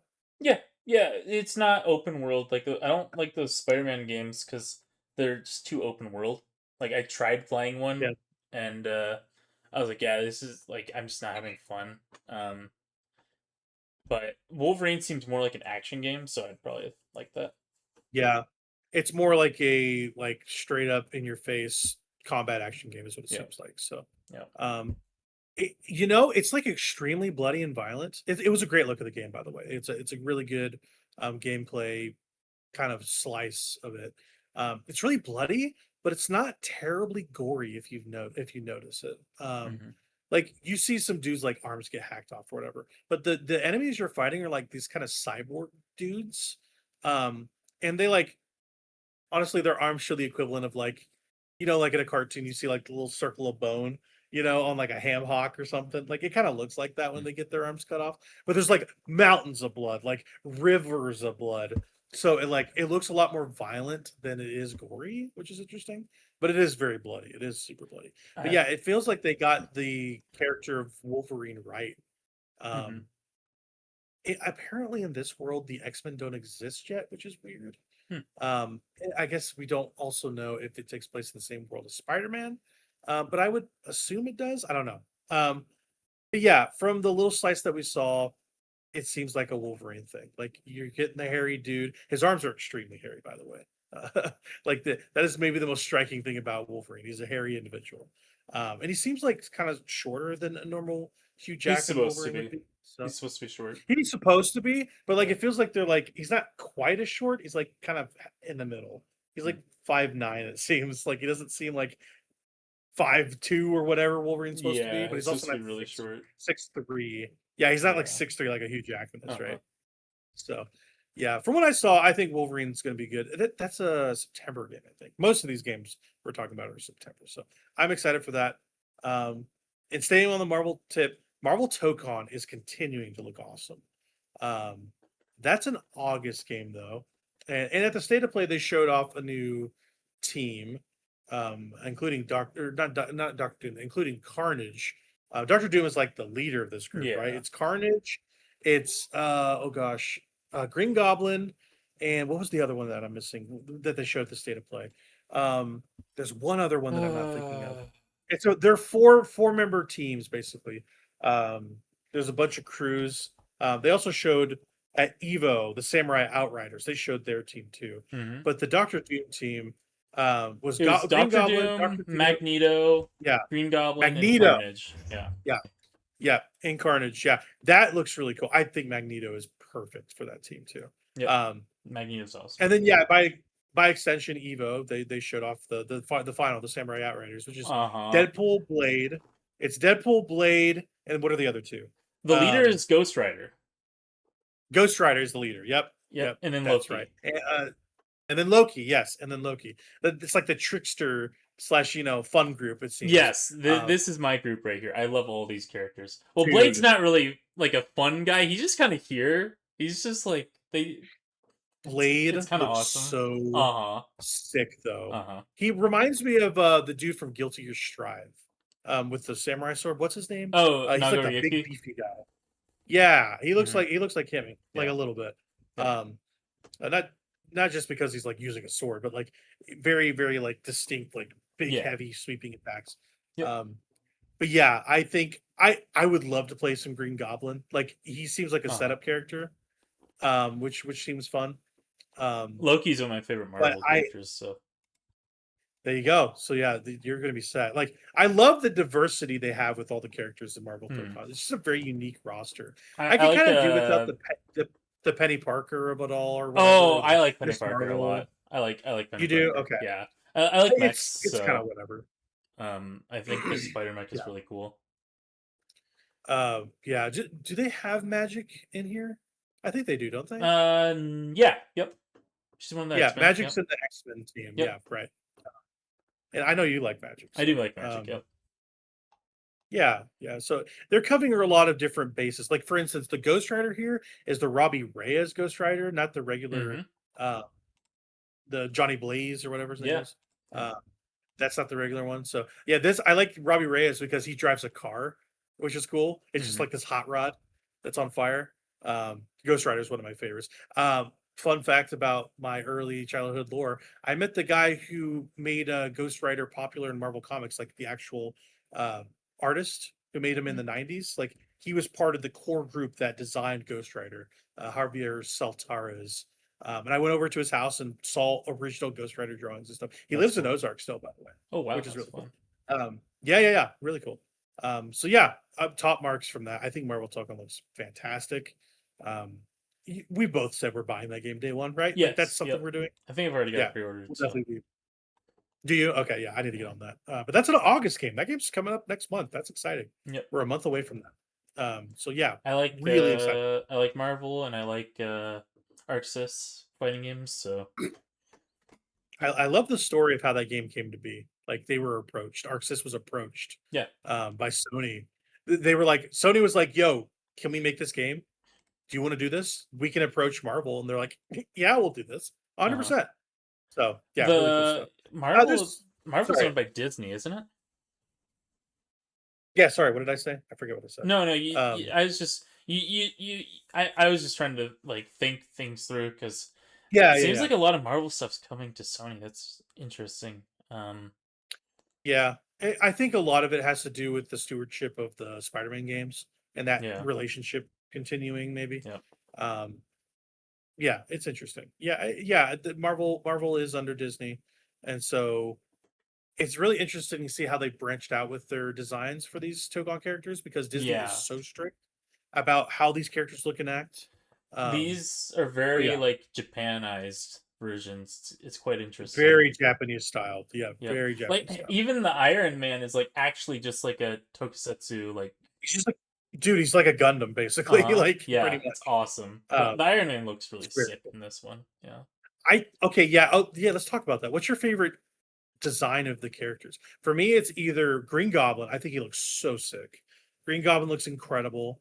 I really like that Carnage. That Carnage is really dynamic looking. Or probably Blade. Those are my three like favorite looking characters. What about you? Yeah, I think Blade definitely looks really good. Iron Man I mentioned looks really good. I think Magic looks really good in this too. I don't love the headpiece that Iron Man's got going on. Not a fan. I think it's cool. I think it's cool. It's very like I know that's harkening back to the I know it's harkening back to the tokusatsu stuff. Or tokukatsu, whatever you call it. But yeah, not for me. That's fine. Anyway, some more stuff in the state of play. They showed off the Tomb Raider remake. It's filled with AI apparently. I don't know how to feel about that thing because that previous Tomb Raider reboot was really good.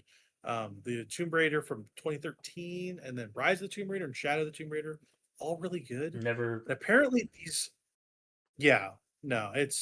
I don't expect you to. I've never played a Tomb Raider, so I have no interest. I'm interested academically because those games are so good. Those previous ones. Apparently, these new ones are taking place in that same timeline. I don't know. It's weird. From everything I've heard coming out of Summer Games Fest, the demo left a lot of people cold, and people were like not into it. So I'm like, okay, maybe this is a bad game. I don't know. I hope Tomb Raider's good. This AI stuff is going to be prevalent with a lot of new games coming forward. So that's really unfortunate. Yeah, kind of a side game I saw, The Lost Wild. It's like Jurassic Park. It's really interesting. This thing, they're making the dinosaurs behaving like not just dinos, like animals, and they have their own routines and they can like chase you, which is kind of cool. I like a game with a bunch of systems that they just like let run wild. That thing looks cool. Lost Wild. There's Phantom Blade Zero, which is Parry Slap. I don't know. It'll catch on with somebody. The Wukong group of people that played that game will probably play Phantom Blade Zero. I don't know. We talked about Onoushiwe the Sword, its demo last time. Yep. So that was there. Silent Hill Townfall, you pre-ordered that, right? Yeah, I'm I pretty sure you pre-ordered it. did. Yep. I like Okay, when does Silent that come Hill, out? Is that yeah, is that a September game? I'm pretty sure that's a September game. I don't know. If not late, early October.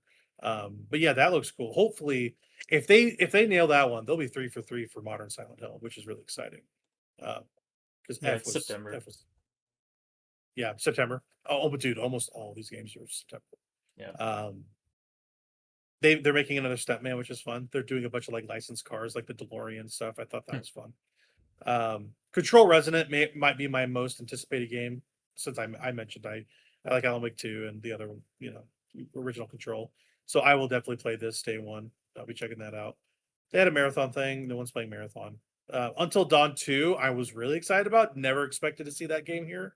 I am such a big fan of that original. Wait, let's go back. I thought you Such were a playing sucker for that thing. Marathon. Remember when you were like trying to get me Yeah. to buy a Marathon and like I'm saying, okay, culture wise, no one's playing Marathon. Like it's a very niche game. I like Marathon.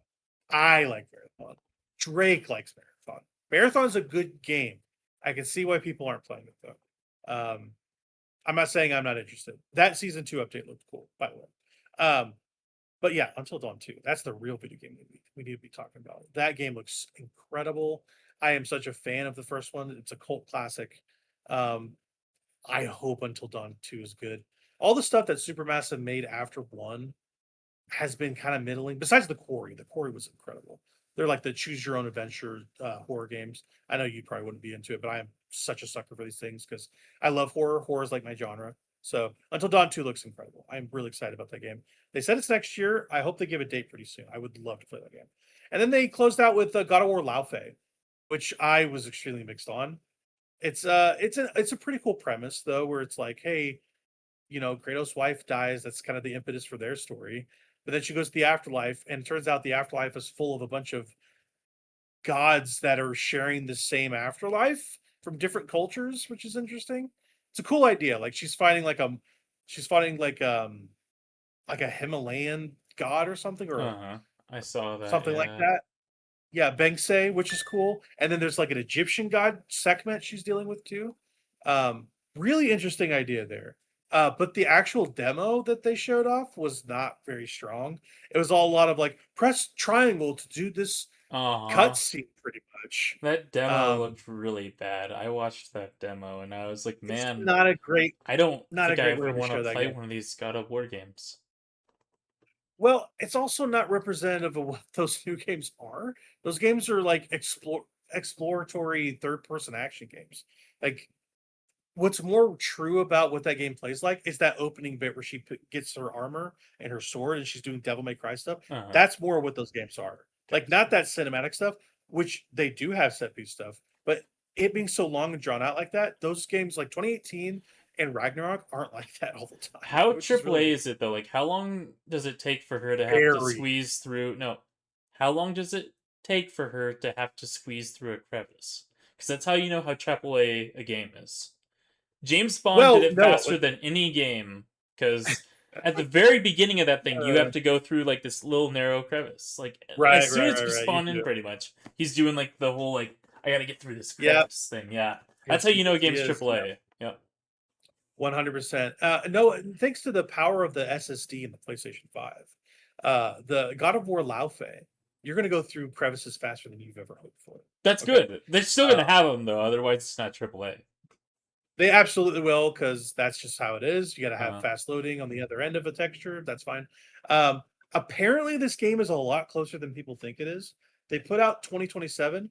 This might be a late spring sort of thing, from what I hear. Jason Schreier was reporting on this last week. This thing might come out a lot sooner than the summer even. So I guess we'll see on that. I'll definitely play it because I'm sure the quality will be pretty high on it.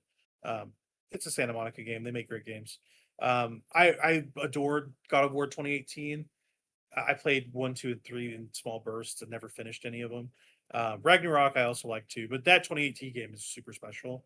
I hope this new one can capture that 2018 reboots magic, but I don't know. You're reestablishing with a different character that's not Kratos. We'll see how it goes. I don't know. I have faith in them. It'll be a good game, I think. And then yeah, that's basically the state of play. So a couple tidbits there. Not too bad, not too long on that.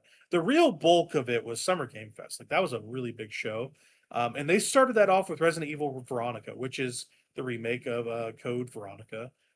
Isn't For that the one like the Dreamcast. butt of every joke? Like Code Veronica, like people There, joke about people like that Code game. Veronica. People like that game. They Okay. do like that game, but it has a lot of design problems. Uh-huh. Same for Resident Evil Zero. The people that play that game, the butt of those jokes is usually the character of Steve, which is like an effeminate character.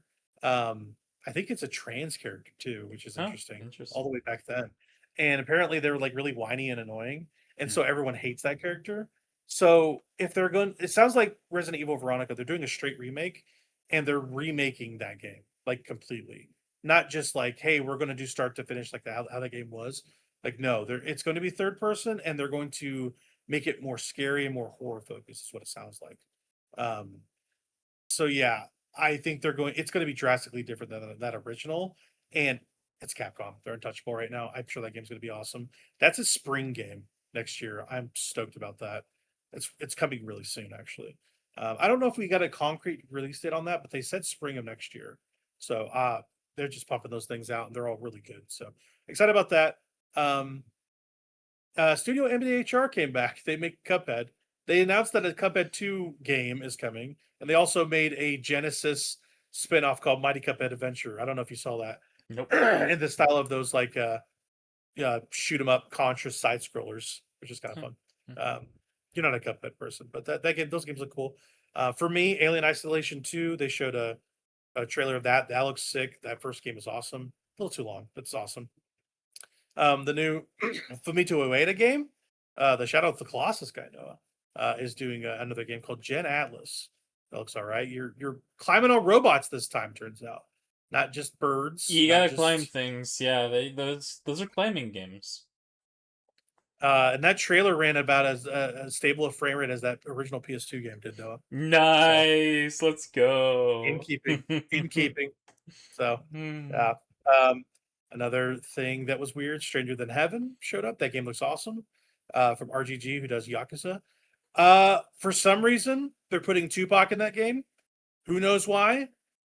They don't need more eyeballs to these games. Those games are popular as it is. Those Yakuza games. I don't know why they're doing Put the celebs in there. They got all the celebs in there. Okay, I can tell you why they're doing it because Snoop Dogg is involved with it, and Snoop Dogg is a capitalist, let's say, and an opportunist. That man pimps himself out for anything, and he also knows the family of Tupac apparently. So that's probably why. My opinion is, I think resurrecting dead people's bad, and you shouldn't do it. Yeah, Just don't do it. Unless it makes sense in a biographical sense where you're trying to document this person's life, stay away. Because Stranger Than Heaven is a period piece game. It takes place between the 1800s and the early 1900s. You don't need Tupac there. no. He didn't live in that era. Why is he in this game? Makes no sense. It's stunt casting for a dead person, which is just gross, I think. So, yeah. I don't know. What your thoughts on that? What's your thoughts? I don't have any thoughts on it. I don't really know Tupac. Didn't even know he was dead. So that's my 2 cents. That's actually kind of funny. But yeah, trust me, he is an icon of some way in the rap community, Sure. In the rap industry. He's more of a martyr than anything because he got killed in a drive-by shooting. Is what happened Wow. in the Okay. 90s. And he was well recognized for his music, but really his fame came after he died. That's kind of the idea. And he was caught up in like this turf war between Suge Knight and Sean Combs, which are two big album magnates or music magnates who are still around today, actually. Sean Combs is Diddy, by the way. So, yeah, Baby they oil. I were know they that were one. yeah, they were rolling in circles with each other back then. So Baby anyway, oil there's circles. that. Yes. I'm excited for that game. Stranger Than Heaven sounds awesome. The combat's interesting. Apparently, you can fight with two hands independently in that game, which kind of sounds interesting. So you can like stab, stab, stab. Oh Um, no, I'm just thinking of like the like the Monster Hunter controls and like using like the joysticks. I'm just thinking like trying to use like yeah, two joysticks yeah. to like move your hands. That's not how that's gonna control though. You're not gonna use both your joysticks to attack with Uh, your hands. you might.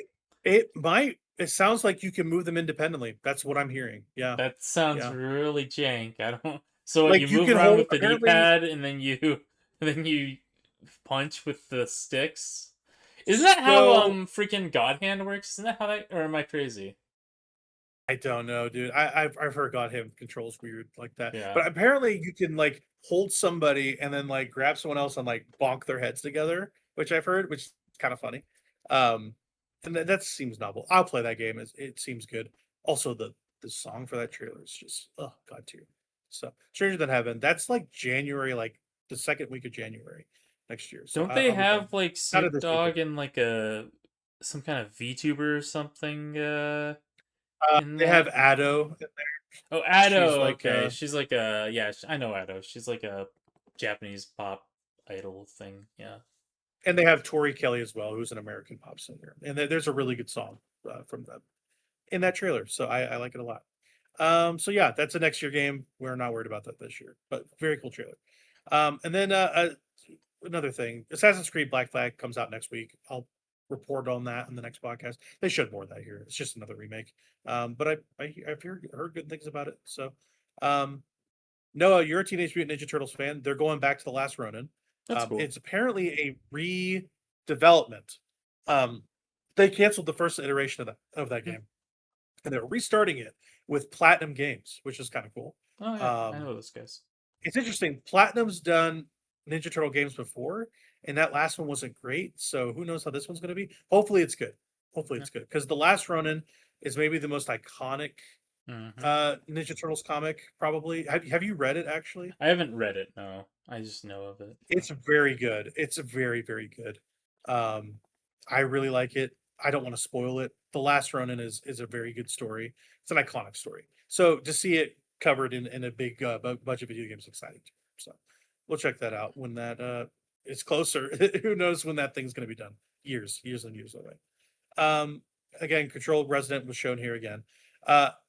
Weird. They announced Guild Wars 3 out of the blue, like a new MMO out of the blue. That doesn't happen very often. I just thought I'd mention that. I don't know anything about Guild Wars, but seeing Guild I Wars don't 3, I was like, either. oh, wow.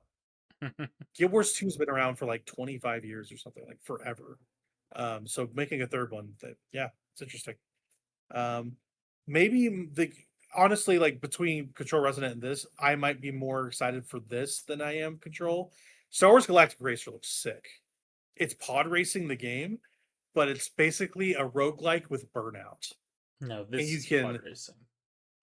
honestly, yeah. So I think this is October, I'm pretty sure. This is the fruit that's been born after the EA gridlock has been lifted on the Battlefront stuff, where EA was only making video games. You can't make a Star Wars video game. We have the license. No, this is like the first two after Jedi Survivor of these big Star Wars games, and it looks awesome. Every pod racer blows up like a burnout car does. It looks sick. I'm really excited for this game. Everything I've heard looks awesome. It's also got Sebulba, by the way. What's not to like? Sebulba's great. Yeah, we like him. That's true. Yeah. They showed off more Virtua Fighter. I'm not a huge Virtua Fighter person, but for somebody who likes that, there you go. They showed more Grounded. Grounded 2, I guess. You saw RuneScape Dragon Wilds. I thought you said something about that, right? Yeah, it looked kind of fun. You've got LOL Yeah. bad written down, so maybe you didn't think it looked fun. Yeah, apparently that game's not good. So No. I haven't played it, but I've heard from people. I haven't played it people that like either. I saw the trailer and I was like, this looks like RuneScape. I like RuneScape. Yeah. Apparently If it's you a don't very like different thing. RuneScape, though, then it would look bad to you because Yeah.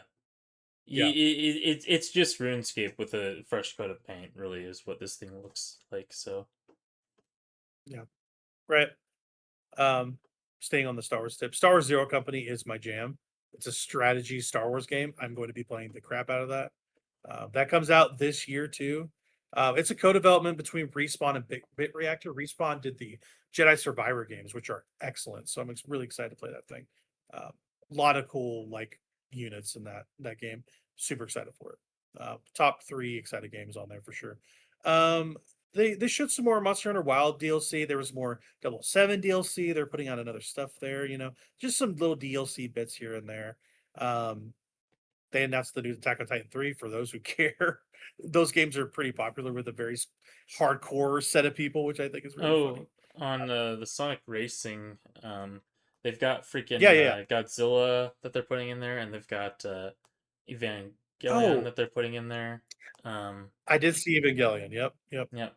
Interesting. Those two always go together because those are both Touhou properties. But Oh, the yeah, and so they're putting a freaking I think they've got both Asuka and Rei that you can play as racers, which is kind of funny. okay, From interesting. I'm Evangelion, yeah. surprised they didn't do. I'm surprised they didn't do like Unit 1 or something. That seemed. I thought Unit that'd be one cool. is in the map, but he's not like a racer. Yeah, he's like a map hazard. But they have Godzilla driving. No, I think Godzilla's also a map hazard. I think on a Oh, different okay, map. okay. So Yeah, he's not a kart racer. yeah. Interesting. Okay, all right. I don't think Interesting. he is. He might be. I Yeah. don't know.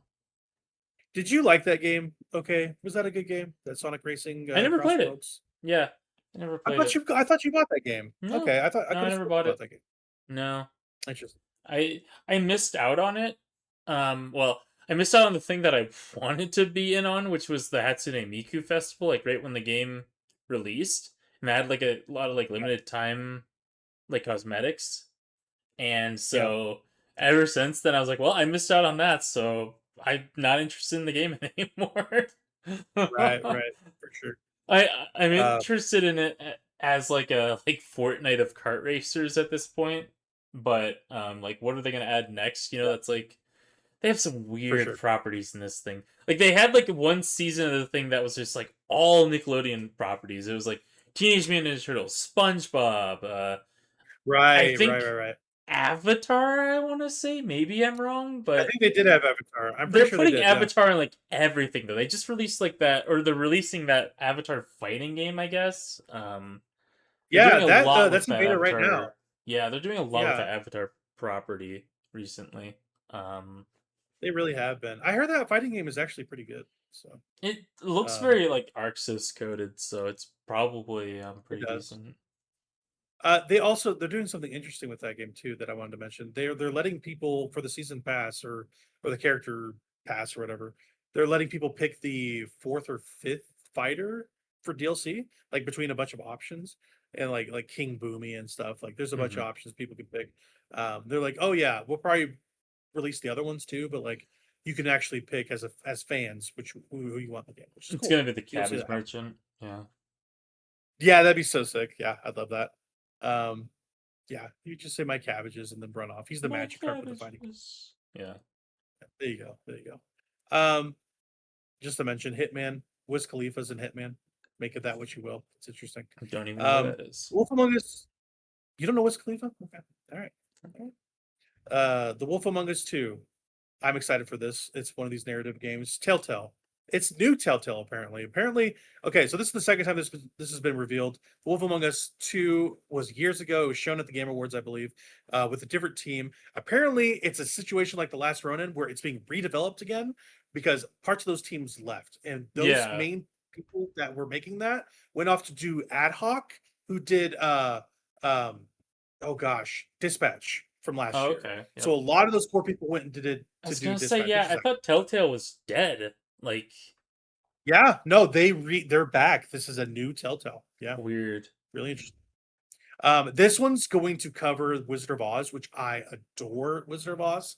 It's gonna be so cool. Like I the like Wizard Tin of Man Oz. and the Lion. Oh Yeah. my gosh, it's gonna be great. I always love when old literature gets brought into new things. Like I just love that. I Especially with like just Liza P too, like with the Yeah, with the Liza Loki P. stuff. Yeah, they're gonna do Wizard of Oz in the sequel to that, so that'll be Yeah, interesting. yeah. They That's teased why I got to that. get through the first one Mhm. and its DLC because I got to see Yep. that stuff. Yeah, Yep. for sure. Um, I'm really excited about that. But yeah, that's a redevelopment, and they say it's next year too. We'll see. We'll see, see. people would be interested in this if they just got rid of the wolf part. Among Us 2. There you go. Uh-huh. Bum, People bum, would bum, lose their bum, bum, bum, minds. bum. Can you imagine if they announced Among Us 2? People would lose it. Amogus. Amogus. A wolf is Amogus. Do people even talk And then about they. Among Us anymore? Like, that was so I'm popular sure. for like I'm sure they do. a few months, and then like it just fell off the face of the planet. I've never played Among Us in my life. Never. Really? Not It's once. it's okay. So, It's social injection. It's yeah. okay. No, never. I've looked at it. That's it.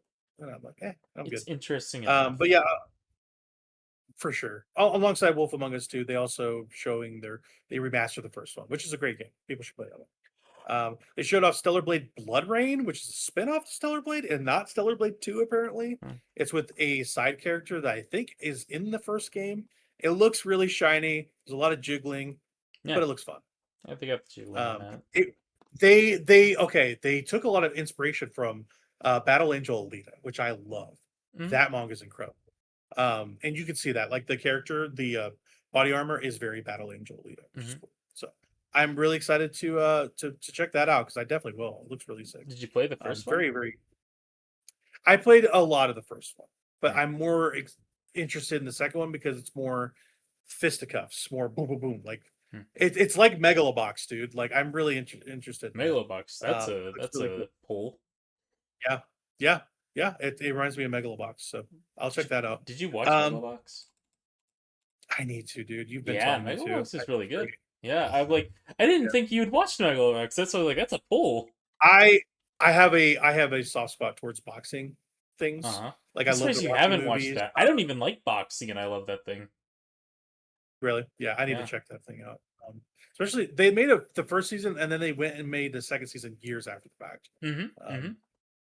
I need to watch it too. Yeah, it's on the list Yeah, for sure. that second season's really good too. So Yeah, it is definitely on the short list. Absolutely. And then yeah, to close out Summer Game Fest, they did a lot of Final Fantasy stuff. They're putting Tifa in Street Fighter. That is so sick. That is perfect. There was a rumor that she was going to appear in Tekken, and Tekken has gone like down the drain. Like all the creatives left for that game, all the deals they had left. I'm gonna say it. I think that Capcom. I think like Square Enix like had a coup with them or something. Like, oh, we heard you were wanting to collab with Tekken. No, collab with us. We're actually a good fighting game. Be in Street Fighter 6. So Ooh, Tifa's gonna dang. be in there, dude. Like, okay, I want to play Street Fighter 6 again. I've had an urge to. Besides Guilty Gear, by the way. I definitely will be playing a lot of Tifa, like 100%. It's like the marriage of some of my favorite things right there. Really excited to check out Tifa. That's I bet you they're going to put that out with the Final Fantasy VII Revelation like the same week. That's going to be like a next February thing. And that's a segue to the final reveal, which was Final Fantasy VII Revelation, which is part 3 of Final Fantasy VII Remake Project. And it looks incredible. It looks awesome. And apparently it's going to be twice as long as Rebirth, which is so long. That game is so long, dude. Oh my gosh. Just playing that game casually took me 55 hours. I was just playing casually. I was ignoring the minigames. I was like, minigames, leave me alone. I can't with you. It took me that long. And they said this new one's going to be mandatory, like almost like 80 hours. I'm like, oh my gosh. Yeah, they Because have a lot of game they're to going to like cover. combine.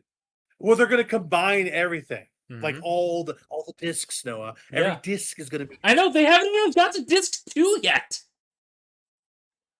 It's so funny that it's like a sticking point for you. It's hilarious to me. But anyway, They have you get 2 to play it, discs of that game that don't cover 1 disc of the PlayStation content. Like, what are we on? Noah, we're gonna solve that problem for you. PlayStation's getting rid of discs entirely, so we're not gonna have that issue anymore. No more swapping But anyway, discs? I take it back. My most anticipated game is definitely Final Fantasy VII Revelation. Like for any of the games, that game is going to be incredible. I love Remake and love Rebirth, so I will wait on this with bated breath. And that was Summer Games Mess. We'll run lightly through the Xbox stuff. There's not a ton of interesting stuff there. The Nintendo Direct was kind of mid, so we'll kind of pick and choose as we go. Not a lot more to cover. Well, But I want to Xbox kind of. games. Here's where I want what's to talk that? more about disc swapping. I'm trying to think now. The Okay, go PlayStation for it. 2 were there any games on PS2 that did disc swapping? The only game I can think of that did disc swapping in that generation is Twin Snakes had disc swapping. Final Fantasy 12, I think, had 2 discs. Oh, Maybe I'm- okay, interesting. That's I think cool. Final Fantasy 12 had 2 discs. I remember distinctly it having 2 discs. Yeah, I'm like Cool. pretty confident about that. Yeah, Yeah, so there's there some wasn't a differences. lot of disc swapping anymore. I mean, the PlayStation era, there were games that I know that Final Fantasy 9 definitely had the 4 discs. Yeah. I'm trying to think of games that would have had like 5 discs. I feel like there was a game that had 5 discs, but I can't Oh, think probably. of the name of it now. Yeah, I'm but sure Final there Fantasy was. 4 definitely had, or Final Fantasy 9 definitely had the 4 discs, and that was fun. You know, Right. it's just, I don't know. It's something like inherently feels like you're getting more value the more discs you're getting with your purchase, you know? Because, like, you're getting It's a bigger so. box. It means more. Yes, it means more, and, like, I don't know. Like, I watch a lot of, like PC98 content, and these things will Oh, come sure. with, like, 6 or 7 floppy disk drives that you have to install the game with, and so like like I'll just watch the guy on these like videos, and he's just like putting in each floppy disk and like letting it install, take out, putting in the next one. And I don't know, there's just something charming about having like multiple physical media like storage containers to play one game. There's something like that feels like inherently like heavy and inherently like, oh, this game has a lot of intrinsic value. Like literally in my head, I always think when I see Final Fantasy VII, I'm like, yeah, this game's good, but it only has 3 discs. Final Fantasy IX has 4 discs, so that automatically Oh, makes it better because there's more yeah. content. Like, I don't know, it's just something in my Uh, brain. Just the quality of the game has to do with how many discs a game has for some reason. no, we need to do that Japanese pottery technique where we fill the cracks in your brain with like gold filament. And we need to do that. You know what I'm talking, you know what I'm talking about? We got to do that. No, don't. Uh, I need the cracks. They it's make me now brand smarter. new. It's now brand No, new. This broken glass of a brain is brand new. You're but welcome. then, We fixed all the creases in your brain and no, filled them I with need gold. those. Those make you smarter. Those make you smarter. Uh, You don't want it to be smooth. you must be smooth. You must be smooth. No. I love gold. Um, I like let's talk about Xbox. Xbox is terrible, but they have some interesting Xbox. games. They're alive still. Yeah, I know, right? They're actively killing themselves, by the way. But Gears of War E Day looks cool. I will play that. I'm a big Gears of War fan from back in the day, so I'll check that out. There you go. When I get a PC, I will play that on the PC. That'll be probably the first PC game I break into if I They have Gears assemble of it. War on PC. I had no idea. Oh yeah, buddy. Oh yeah, because no one's buying Xboxes. They got to put somewhere else. I guess. Um, Yeah. Fable's coming out next year. That they had a deep dive on that on YouTube. It looks really good. That'll I think probably that be on game's gonna be PC. probably right. Yeah, I think I love it. I just assume Medieval anything Xbox is gonna come to PC like day one because like almost yeah, certainly. Yep, yep. That's pretty much everything. that's like their Um, platform. Their actual platform now is just PC. right. Halo Combat Evolved. I would love to play this with you. Like just to play a Halo game together. This seems like the one to do it. It's the Halo's first really game. special to me. Yeah. It's the first game, but they added a bunch of new missions at the Oh, beginning, did which is they? cool. Okay. Basically, a new mini campaign, and they completely made that first game from the ground up, which is a great game. It's an incredible game. Did they Not as do good the as thing Halo. with the cool thing with like the Master Chief collection where you can like press a button and like it goes to like the old graphics, and then you No, press the button and it goes to the new one? no, but that is cool. The Master Chief Collection, that's a really awesome feature of that game. I But bet. they could only do that because it was built on the old tech. This is a straight remake. This is an Unreal Huh. 5 remake of that game. Completely. So That I don't think it'll have that. But that was a cool feature though. I like to just like go like yeah, me too. I did it all the time. ooh, yeah. Yeah. Yeah, that's also a great way to play those old games. It's a great collection. It took them Mhm. a while to get there, but that's a great collection. Um, the next thing, Persona 4 Revival. Yeah, I'm excited for this. Yeah, Um, I'd play they a said Halo that with was you. good. They I said, like Halo. yeah, we should do that. We should play Yeah. Halo. Persona 4 Revival. I'm so excited for this game. I've been dreaming about a remake for years. This is like my dream remake, like forever. I adored Reload. I'm liking 5 okay, it's whatever. But Persona 4 is my baby. That's my baby. Um, I'm probably gonna take off a couple days of work to play this game. Which is sad. Persona. It's a sad thing. It's a sad thing to admit, but I probably will. So yeah, I'll come out of my Persona 4 revival hole and be like, it's the greatest game of all time, I'm sure. You You know how I always get. do. Yep. Yeah, I do. There's a Doom, the Dark Ages DLC that looks cool. You have a spear in that thing. Interesting. I'll Mm, play that. mm. It's out in July. This July. Crazy Taxi, AI slop. No will I, play that, I'm sure. He loves AI. yeah, Um, he plays Expedition 33.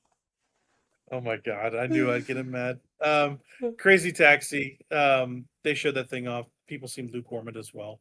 I like the idea that Crazy Taxi is coming back, but I if do this is the too. price we have to pay, if this is the price we have to pay, I don't know. I don't know. Yeah, Crazy Taxi's not Uh, worth AI. Like, it's you don't not. have to do that much to make a Crazy Taxi game, really. Like, you just No. You just do got to the do the same yeah, thing. yeah, Yeah, yeah. yeah, yeah, yeah, yeah, yeah, yeah. You Hmm. just got to do the song and then ride around a yellow taxi. That's it. But Yeah. no, they're leaving there. Yeah, Weird. I don't know if anybody knows this. Japanese developers, when it comes to AI, they don't give a crap. They're just gonna do it. That Um, PSP they're version just of gonna Crazy go do it. Taxi was a lot of fun back in the day. I had a lot of fun Oh with yeah, the I PSP didn't know version. I didn't know they made one. Interesting. Yeah, yep, they Um, had PSP version.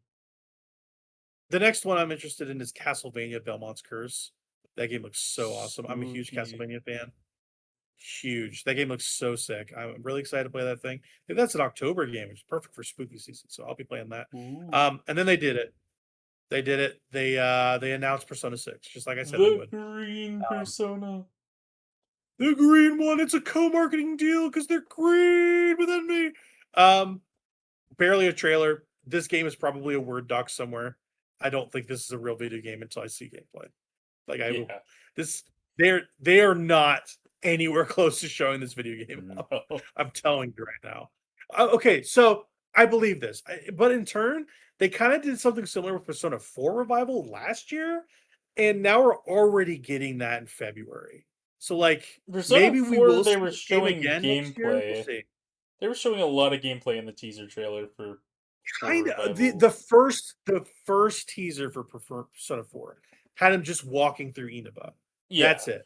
Yep. Like, but That's there was gameplay though. gameplay there. Yeah. This Yep. is like barely a teaser. This is a logo reveal But for for Persona Revival, they 6. didn't have to do a lot of work for that one. They literally already had the No, engine from Persona 3 right. Reload that they could just. Yeah, Why didn't they call this thing Reline?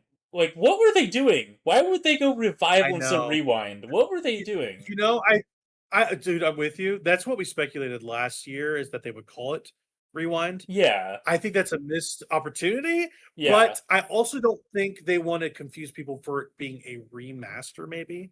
But I don't know how you could because it's a new No. game, you know? Yeah. I don't know. Rewind just You sounds think so more much people would be cooler. sensitive.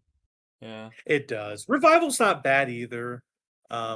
But Rewind was like the Like, one. It Reload seems like worked for 3 because that was the one where you shot yourself in the head. Like, that, you reload. yeah. You have the guns, yeah. Rewind, you have the television, you have the Yeah, you have CRTs. Yeah, that makes the more. televisions, yeah. I'm not against it. It's fine. The thing you have to know is it's a Persona 4 remake. That's the thing they're trying to tell you. So Sure. they have that. But as for Persona 6, basically just a Word doc and a logo. It's That's a green. logo tease. Yeah. I do like what they're alluding to. If it seems like a kind of like a mystery, like a ghosty, supernatural It's supposed to be like a serial cultish, killer yeah. vibe, Yep. yeah, that's cool. They should do Mhm.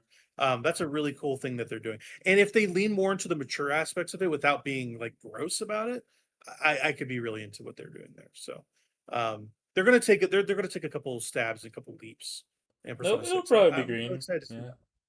Yeah. Yeah, almost certainly. How do you feel about the logo? It's kind of, I don't know. The logo is fine. It doesn't seem It's like it not. has a lot of pizzazz. Yeah, not green enough. Yeah.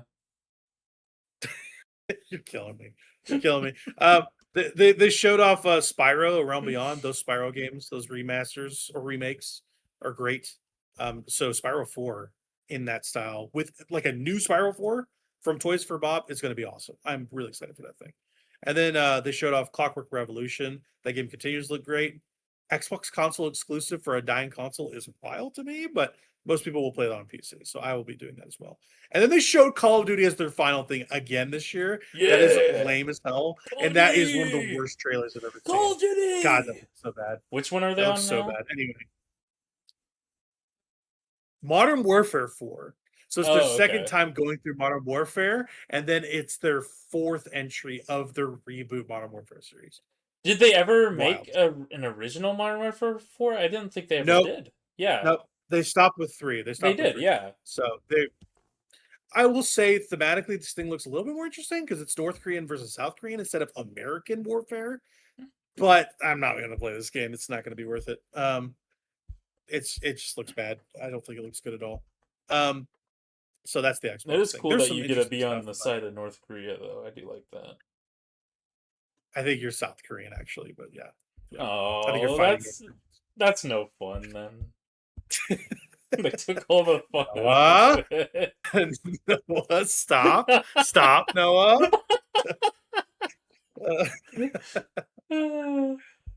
Noah's committing war crimes. Tell him to stop. Oops. Oopsies. You're like, so sorry, fearless leader. Sorry, fearless leader. Don't cut my head off. That's a good one.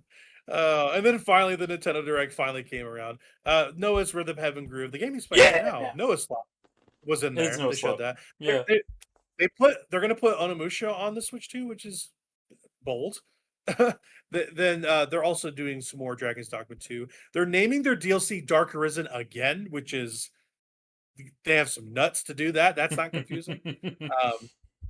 They put that is just wild to me. Let's just call it Dark Arisen again. Like, It worked crazy. the first time. Let's do it again. Is that not crazy to you? What do you mean? Nintendo's done that. They made Star Fox again. Really This is the same thing. We made Dragon's Dogma. We made Dragon's Dogma with Dark Arisen. It worked out the first time. Let's do it again. What's wrong with that? Really funny. It's just really funny to me. It's so it's tried and true. Okay, you know what? It actually does make sense. Because if you've played Dragon's Dogma 2, it's just Dragon's Dogma 1. It's like a remake, like genuinely. They even call it at the beginning of the game, the opening credits says Dragon's Dogma, not 2. So they're basically just doing the first game again. Yeah.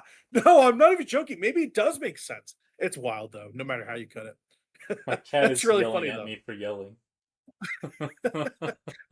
My little comment here says, like, LOL again. Yeah, it's the same game. Yeah. Oh my god, it's so funny to me. Anyway, they're putting Stellar Blade on there too as a port. They're doing a lot of ports. Like Devil May Cry 5 is getting a port for the Switch too, which is interesting. Orbitals, we're playing that game this year. I am stoked about that game. It looks incredible. Yeah. Every time they show that thing, I get excited. Every time they show that one. thing, I get excited again. Yeah. Oh, I want to be the. No, I want to be the blue one. They're blue. I called it Friend Slap with Gusto. Yeah, that's the name of that. That's funny.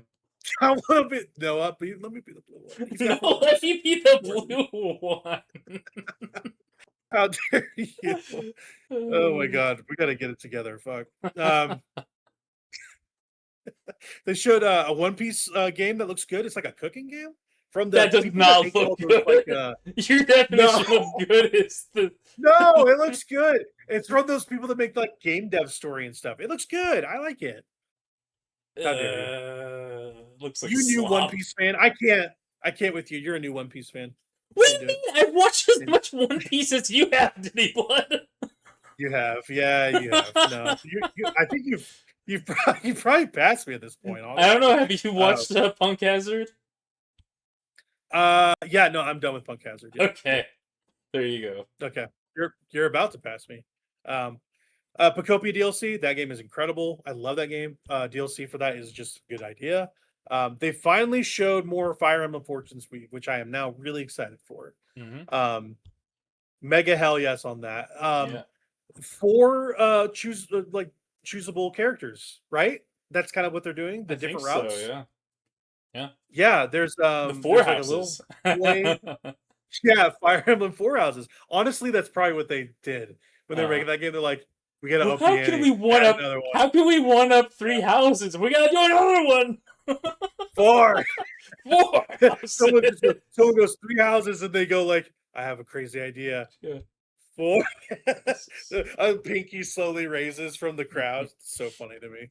But anyway, that game looks great. That trailer looks really good too. I just want to be fantasy Alucard. Can I just be Alucard? They just put Alucard in that game. He's just Alucard from Castlevania.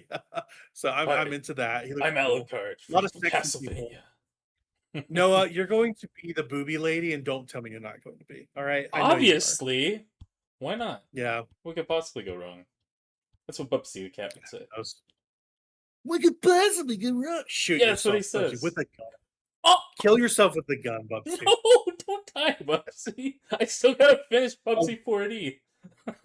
Pull a Walther P99 in your mouth and pull the trigger until it's done. No. Yeah. Oh, Pull it till it's done.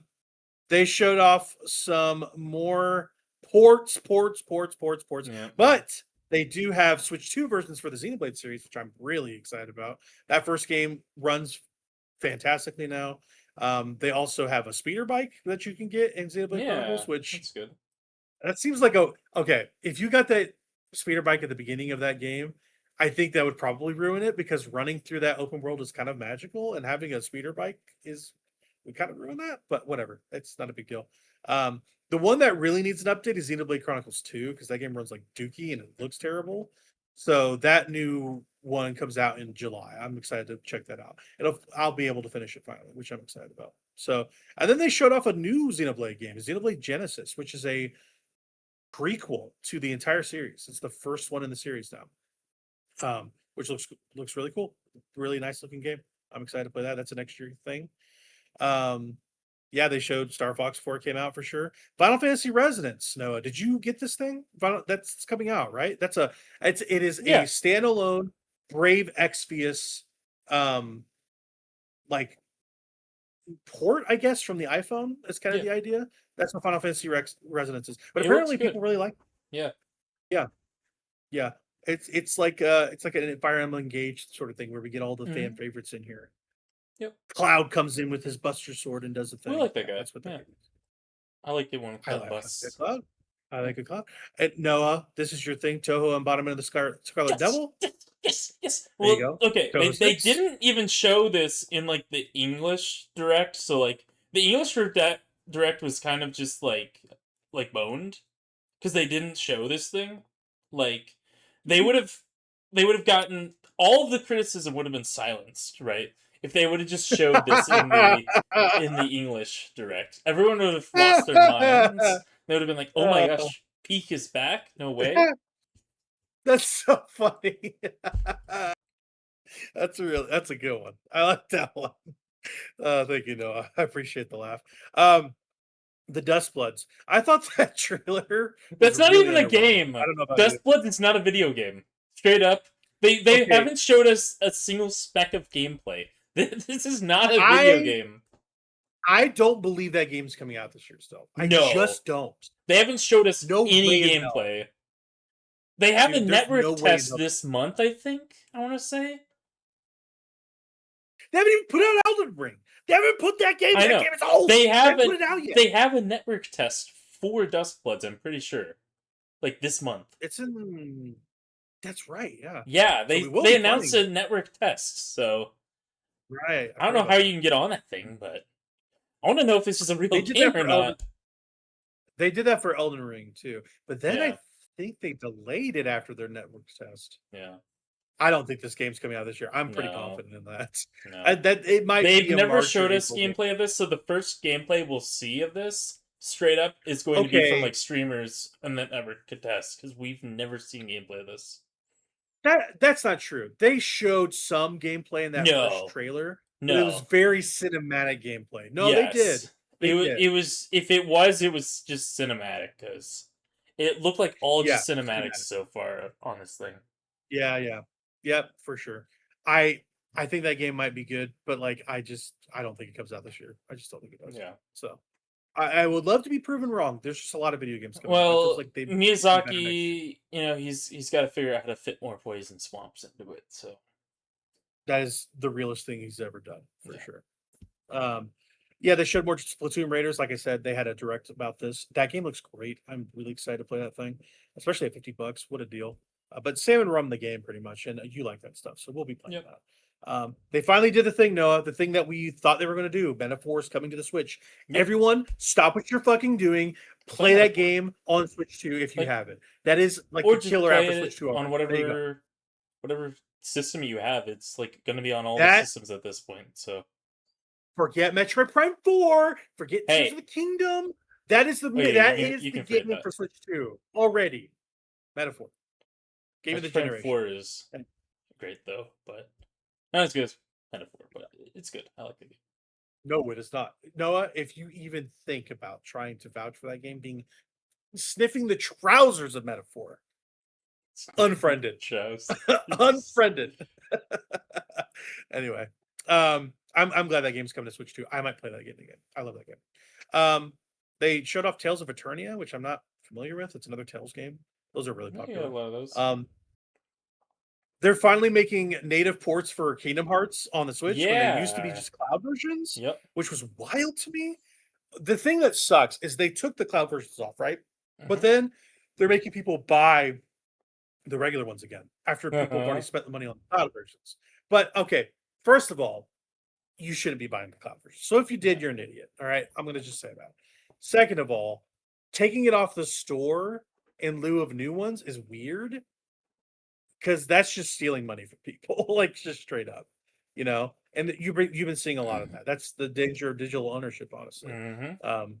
And we're seeing that a lot these days, kind of Mhm. scaly. But it's good that all these games are coming to the Switch too. It's a great series. I love one especially. One's my favorite. Of all the other ones I played, one's my favorite. So, and then they got Kingdom Hearts 4 at the freaking Nintendo Direct.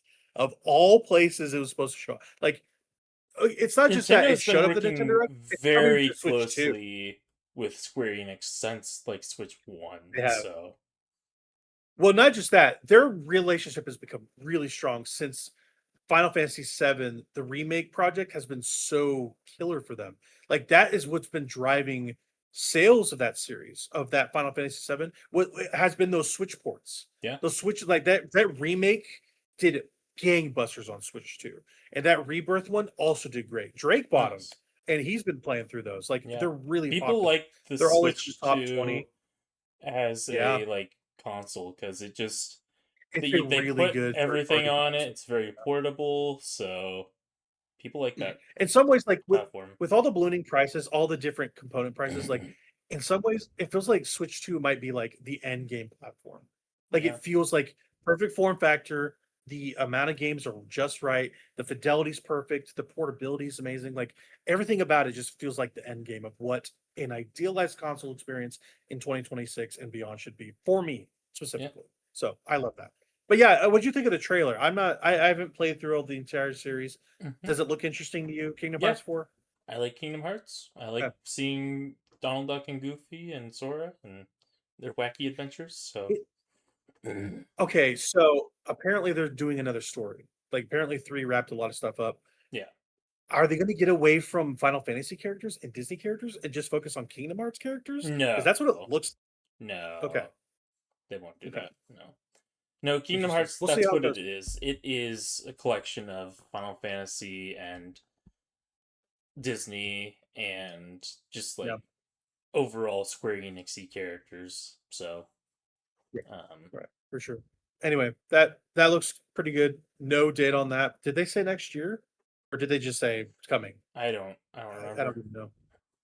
It looks insane. Anyway, it's a great trailer. It's crazy. It's going to be on Switch too. And then the crowning achievement in the end of the block is Legend of Zelda: Ocarina of Time. I was right. Cashed that in.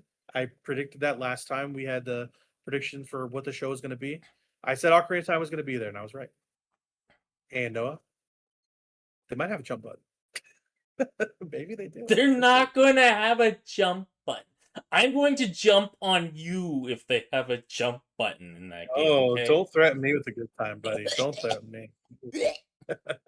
Anyway, yeah, apparently this game comes out this year, and they haven't shown anything from it. They have got to show something. Like, Yeah. it's crazy. They showed nothing from this game. And it comes out this year. Is that not nuts to you? It's nuts. They don't That's want to show it insane. because people are speculating like, oh, this is going to be a ground up remake to make it open world, like Breath of the Oh, no, Wild. no. It's going to be so No way. fantastic. It's like, No guys, way. we know No what way. this is. We've seen the Star Fox remake. They've done this before. Yeah. We've played these games before. They did this same pattern on the 3DS. They released the They Star did. Fox 64 remake, and they released the Ocarina remake because the 3DS was doing bad. So what do? Oh, Switch 2 is doing bad. We gotta release Star Fox 64. We gotta release They Ocarina literally of did the Time. LeBron meme. They did the LeBron James meme. They went, you know what? Here go two more for y'all. It's Yeah, the same thing again. it's the same thing again. Yeah, Yeah, which is it's fine. But it's just going to will be a more dolled up expansive. Ocarina of Time. They're not going to change anything. It's just dolled up. Okay, listen. I have contention about this. I think they might add some stuff. Like if they added a dungeon, They're not that'd be really adding a cool. jump button. No, a dungeon, not a jump button. They might add a jump button. We'll see. If they have a dungeon that requires jump button. Oh my gosh. Yeah. It's like the We'll see. freaking color dungeon from Link's Awakening DX. Yeah, basically. Yeah, they could do They're that. adding Yeah, the color dungeon, but for the jump button. Do you really think the jump button is that revolutionary that they have to add a whole dungeon for it? They're making the gay dungeon where all the frogs are gay. There you go, Noah. You happy about that? I know you Well, would be. that was the whole thing with like Link's Awakening DX was because it was in color. For the Game Boy Color, they had to add the color dungeon to show off the color of the Game Boy Color, and people were like, "Oh my gosh, it's color dungeon! Zelda's in color now." Speaking of color, the final boss of the gay frog dungeon is Alex Jones beat red running around with a sword, and his weak spot is his entire chest area. He got like bought. The Onion bought him. Yeah, They yeah, own him yeah. now. Good, Yeah. good. I hope so. Yeah, he's a lib. Anyway, that's it. That's the summer game mess. We got through it. Not too long, just under an hour of getting through all that stuff. And yeah, that's all for the video game talk. Noah, let's talk about what we're looking into before we get out of here. What you been watching? One Piece. Wumpy? Wumpy? Wumpy? Wumpy? Wumpy. Yeah, I like I One finished Piece. Punk Hazard. Yeah, so you were neck and neck now. Noah went from a month ago, he was in Thriller Bark, and now he's here. Don't Mad worry Man. about it. Who needs a social life? I'm fine. I'm kind of slowing down on this though. I do have a lot of things that I need to get to. It's a long show. It's a long show. I'm kind of getting burnt out, and so I'm like, okay, I'm gonna take a break. I think. Yeah, take your time. Take your time. Especially before Dressrosa, which is long. I know. I'm dreading Dressrosa because that's gonna be very long, and I'm like, okay, I need to take a break at this thing so that I can actually get through Dressrosa in one setting. 100%. Yeah, I think you're right. But I've been watching I've been getting back to my seasonals that I've missed out on for a few weeks. Just trying to get caught up on those. We mean chain smoking cat. That's what you're Well, watching. so Chainsmoking I Cat. did watch today. I did watch the first episode of Chainsmoker Cat. Yes, and it's really gross, but it's really funny. Ew. Okay. It's a really gross show. Like I don't know if I've seen an anime as gross as Chainsmoker Cat. So Really if you don't interesting. like gross out gags, then don't watch it. But it's pretty funny. Um, she has like she drops her cigarettes onto like a piece of poop on the road, and then she grabs Oh them my out of god. the poop. Yeah, like it's that kind of Ah! gross out. Yeah, it's that kind of gross out. Yeah. Yep. Killing myself. Uh No. huh.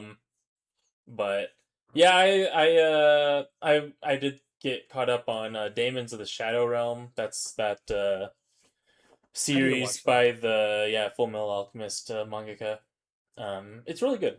Yeah. It's I'm gonna catch nice up on some to seasonals before I continue on with before I continue with One Piece. I'm gonna catch up with serials like seasonal stuff like that. Witch yeah Hat Atelier, all those. That's what I'm gonna yeah. do Which next. Yeah. Atelier I finished. Yep, that's good. Um, Oh, good, good. yeah, Yeah. but yeah, Damon's. I don't know. It's nice. It's really neat to get another one of these shonen made by a female mangaka because it's always just such a Yeah. different perspective of the shonen genre when it's written by a woman. Like that's just the matter of fact. You know, it's the everything about it's just very it's differently paced. Like the viewpoints are very different. And yeah, it's really interesting. I like it. So I like the setting. I Well, like the concept. that So author also is like she writes male characters better than like almost anybody. Like, yeah.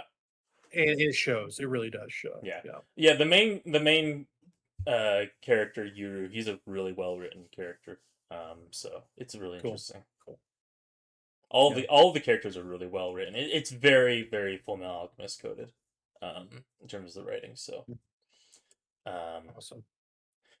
even like the main central conflict of like the siblings having to like try and work with each other, like that's very Full Metal Alchemist coded. So, um, but yeah, and then I got caught up with the ReZero. They're on hiatus for like a month.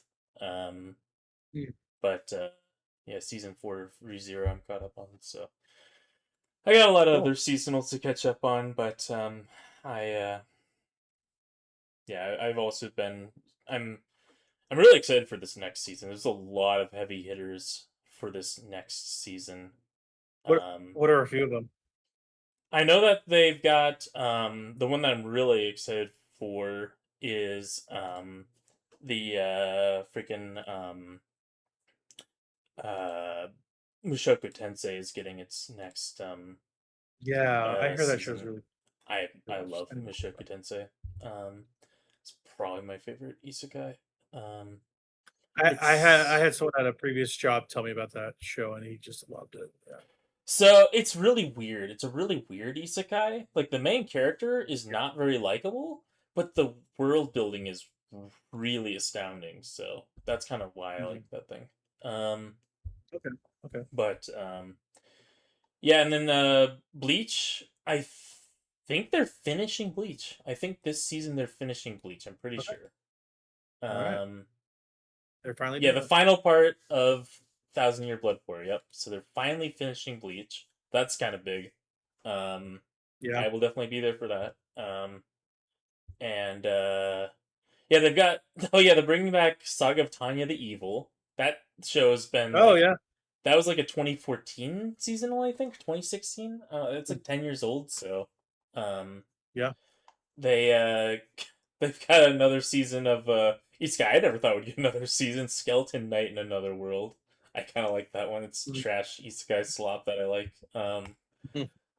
That one was also forever ago, so like I think that one was also till like 10 years ago. So it's weird that it's getting another season now. But uh, Clevitus is getting another season. I really like that one. That one's like dark fantasy, like freaking Berserk. So I like that one.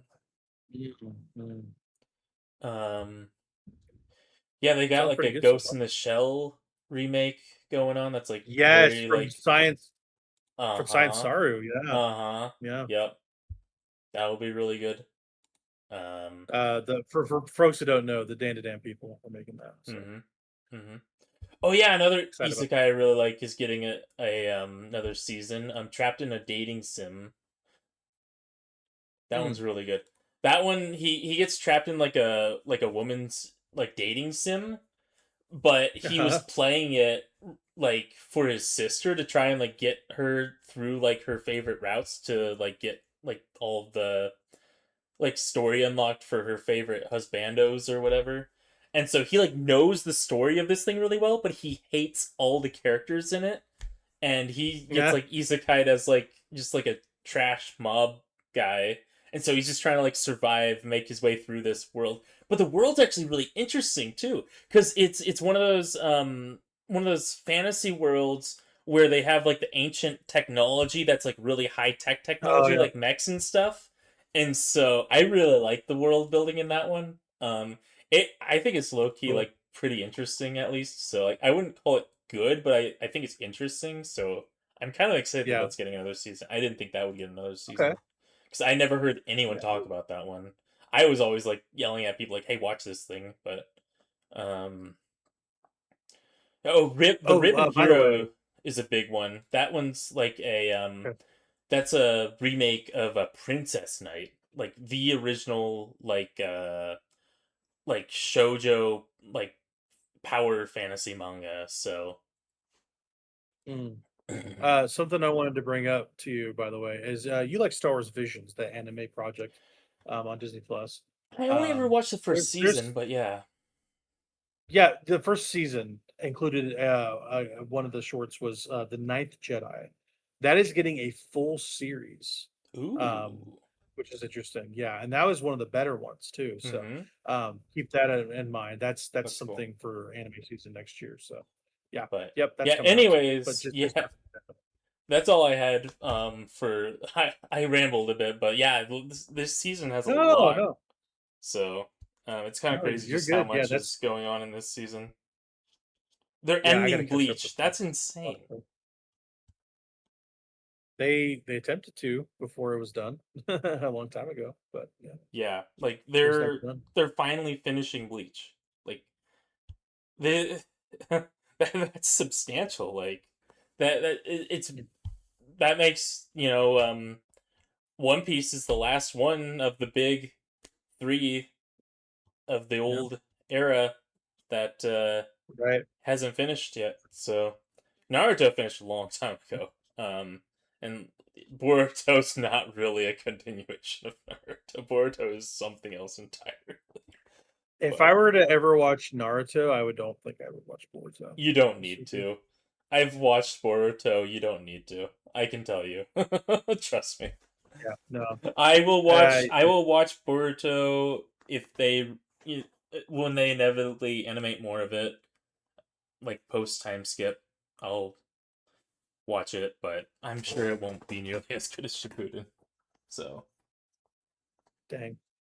Sounds like they destroy all the good stuff about Naruto while making Boruto, which really yeah, sucks.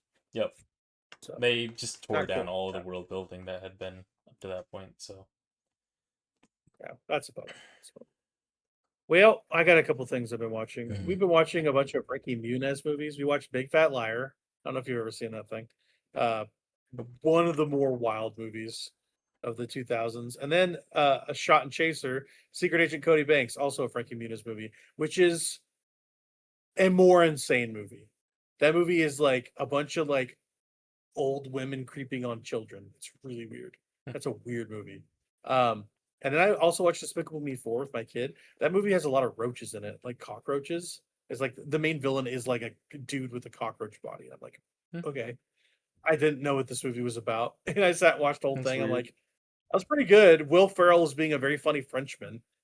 The roach thing is gross. I wish that wasn't there, but that was an enjoyable movie. Animated movies are long in the tooth whenever the people in them start getting married and having kids. Yes, Like that's for real. literally that's what happens in freaking a fairy Fairy tale. Like, tale. yeah, when you're Yeah. watching like Thousand Year Blood War, like everyone's like married and having kids, and you're like, oh my gosh. Yeah, that's so funny. But anyway, some movies we were watching that's been some fun stuff. And then I've been watching more TV shows. Widow's Bay, we're almost done with. Excellent show. One of the best shows on Apple. It's one of the best horror shows I've seen. Cannot say good enough things about that. We caught back up with The Bear. We're trying to get through season 4 and into 5. So they finished that show. I kind of want to get that done. It's very it's really dipped after season 2, but I still like that show. House of the Dragon came back, which is huge. The first 2 episodes have been bangers. Oh my gosh, so good! I'm so excited to have this show back. Big Game of Thrones fans here, but House of the Dragon is excellent.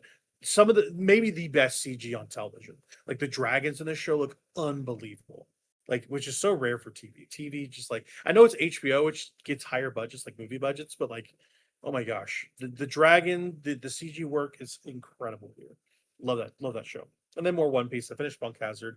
I was okay on Bunk Hazard. It was pretty cool. I love Law. Caesar got really annoying. Caesar got really annoying. The no, Shido, no. That's what it is. Yeah, That's what he said. no. Yeah. Shido, all the time. That was really annoying. But Bunk Hazard was pretty good. I like what's it? The Dragon Kid. Momonosuke. Yeah. I have a feeling that he's gonna come up later. Yeah. I have a feeling that him and Konomo are gonna come up later in I can tell you, Wano. I've seen that character in Wano already. I have seen that character. So, yeah, that's exciting. Momonosuke is a great character. And then I watched the first episode of the Amazing Digital Circus. I'd never seen it. Yeah.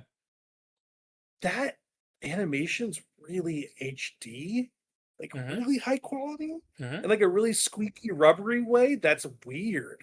Yeah. Like I don't know. It's kind of like abrasive to the eyes. Does that make sense? Like it's very harsh looking. It's so HD. You're like, God, I see everything. In my opinion, with Amazing Digital Circus, I really like the journey. I don't like the destination. I think the thing ends really bad.